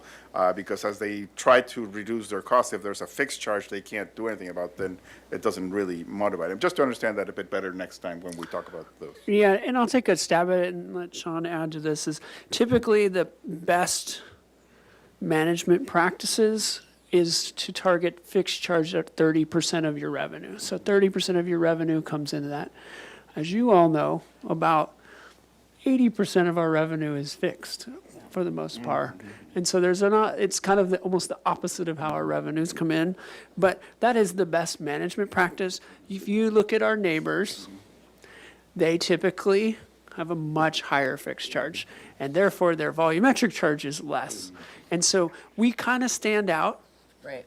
on the South Coast as that. And if you're a low water user, you definitely want to live in the city of Santa Barbara because we make that first 4 HCF of water very approachable. And, but that's something that we revisit. If you want to lower the impacts, you create a larger fixed fee. All your money comes in no matter what people are using. But that has its trade-offs. So Sean, I don't know if you want to add on to that. I'll just add quickly. I could keep the commission here for a couple more hours if we really wanted to get in it, but I know you don't want to do that. But it's really, as we go through the cost of service, we look at each of the line items in the budget and we think about why we incur those costs. So Mr. Hagmark said, we have that best management practice and that target for 30/70 between fixed and consumption.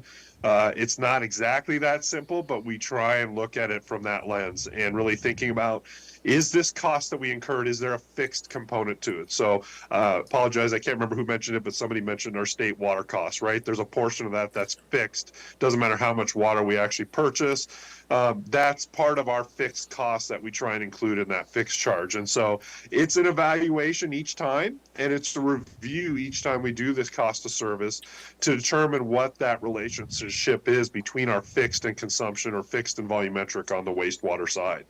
So that's something we're working on right now. We're digging into some of those questions specifically around that discussion of, why are we incurring these costs, to try and look at what that relationship's going to be, from a cost of service perspective that then rolls right into our rate designs. And unfortunately, that's a challenge with Proposition 218 and having to try and look at that each time and very little wiggle room. And so that's another piece we'll be working with your legal folks to kind of walk through as we go through this process to check that box and make sure we've done that appropriately.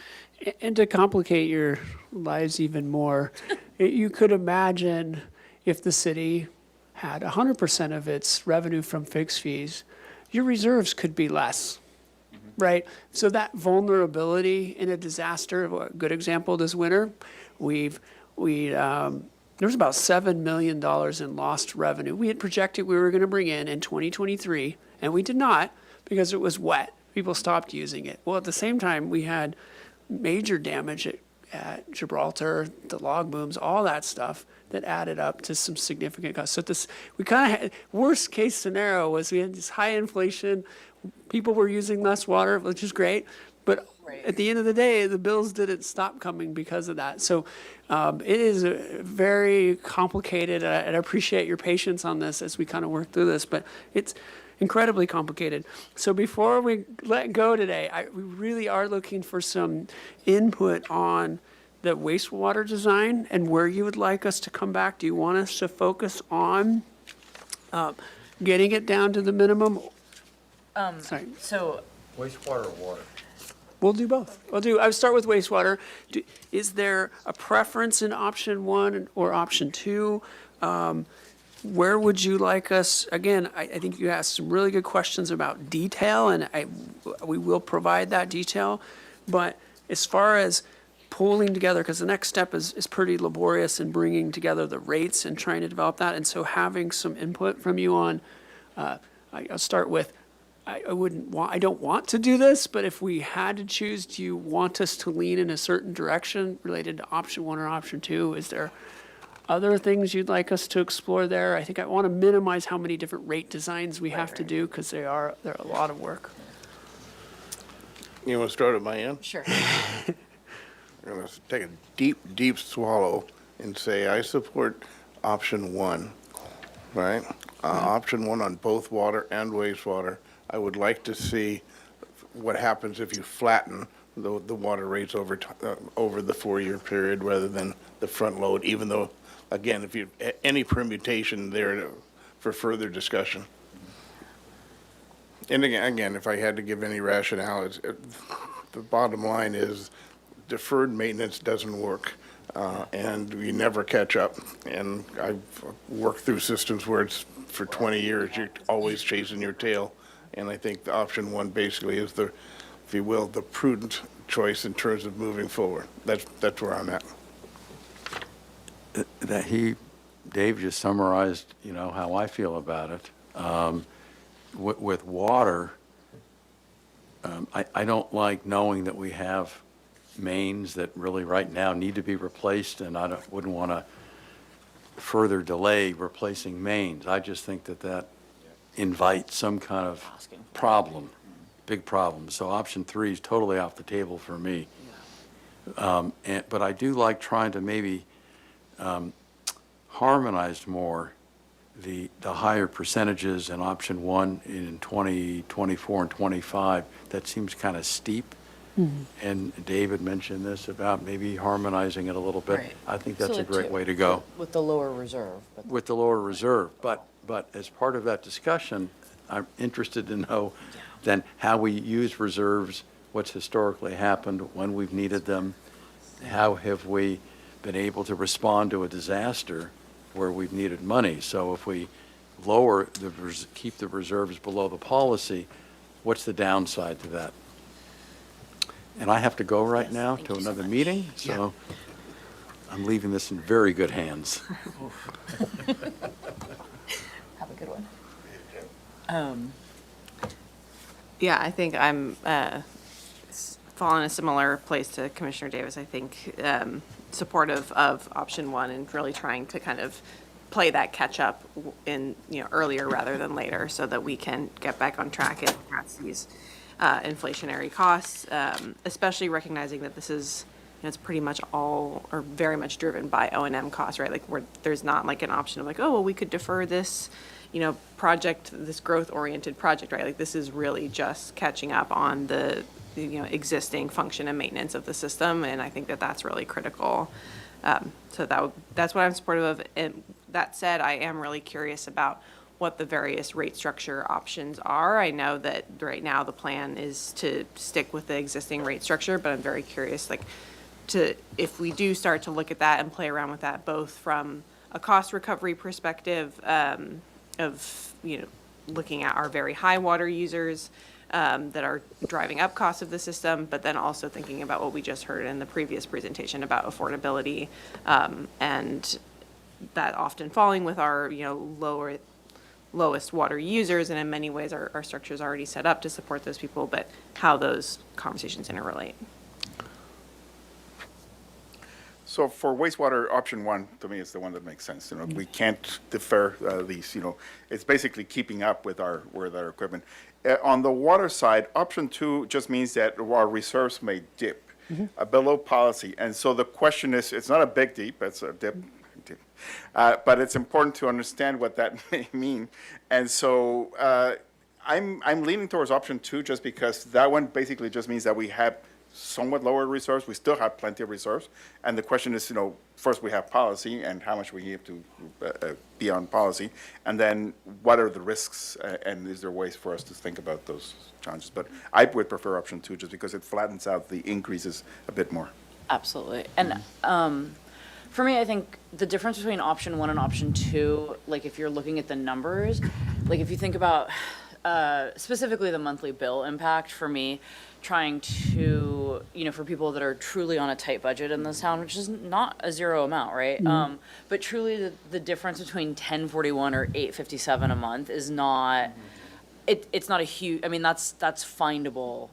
Yeah, like $2 overall. Whereas comparatively, the monthly bill impact for the water revenue instead of the wastewater, that does, start to kind of open your eyes to the difference there. And it does make option two more interesting, right? So if 1092 is the lowest potential increase that we could have, then option two is a 25% increase, for the average monthly bill, and option three is 66%, or sorry, option one is a 66% increase, right? Just the percent change from the lowest possible, to normalize numbers, right? Because it's easy to think about $2 versus whatever, but now we're talking about $2 versus $10, and maybe that's less simple, right? I mean, it's easy to say like, what's $8, but that it's not easy for everybody. So I too agree that option two for the water revenue is ideal, and for the wastewater, I think one is where my heart's at. Just one follow-up comment. Again, that's why I talked about flattening out option Yes. one, because, again, I don't know what that does. I don't know what that does to the monthly rate if you flatten that out, where that comes in then in terms of, $18 dropping to $7. Geez, I mean, that's a big deal. What if it was all 9 or 10, right? Again, I didn't have that in front of me, so I don't know.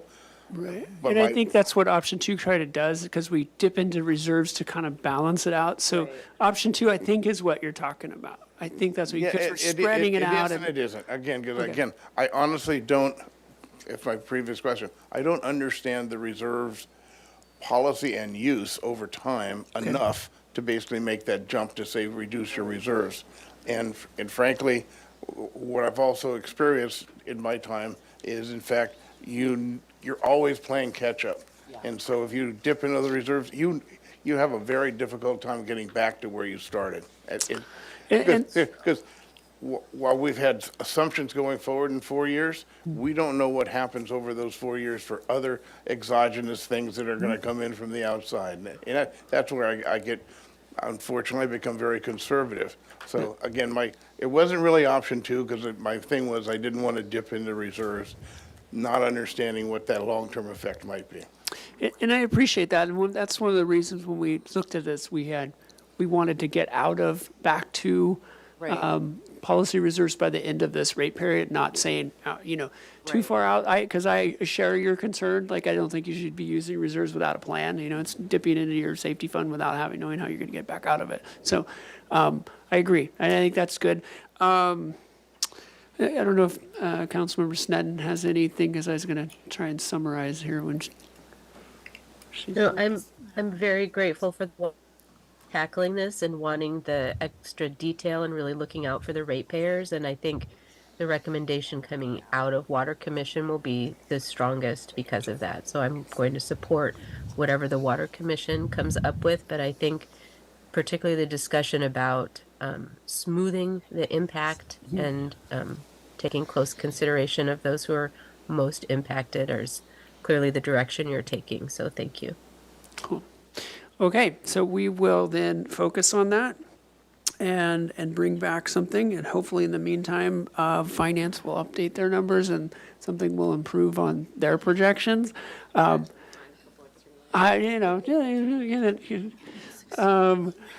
Anyway, and we will bring that back for a robust discussion. And again, we did look, there is a small window for us to still meet in March, maybe a special meeting, maybe our standing meeting before Finance Committee, because I do want to make sure at the end of the day, you are all comfortable and potentially even maybe willing to come and speak at Finance Committee. Can you let us know when that meeting is? Yes, yeah, and we'll get on that agenda and send you a save the date for that. That would be helpful, because I think it's going to be really tough, because, yeah, it's going to be a tough conversation, yeah. Okay, comments or questions from the commission, or do we have public comment? Fantastic. So let's move on to the Water Resources Manager. I apologize, but I do need to Yeah, no, go it's to fine. another meeting, but thank you. Yes, Sorry, we are running a little bit long, but it's so Yes. interesting. yes. I was just going to say, everything in the packet, I didn't note anything that really stuck out to me. So if the commission, that's what it says. That's what it says. Welcome, I did that. How Positive- often do we see us above average? A That's it. positive- That's the entire report right there. Let's all high five. It's positive propaganda. Yeah. Cool, cool, cool. All right, Joshua, we'll just make you responsible for Oh, that. there we go. Sure. Why not? Okay, so if that's the update, then let's call this meeting to a close. The next meeting will be Thursday, February 15th at 9 a.m. in this room. Thanks, Yeah, everybody. just a personal comment. Thanks for all the work by staff. I mean, both reports were like, whoa, and so, good job.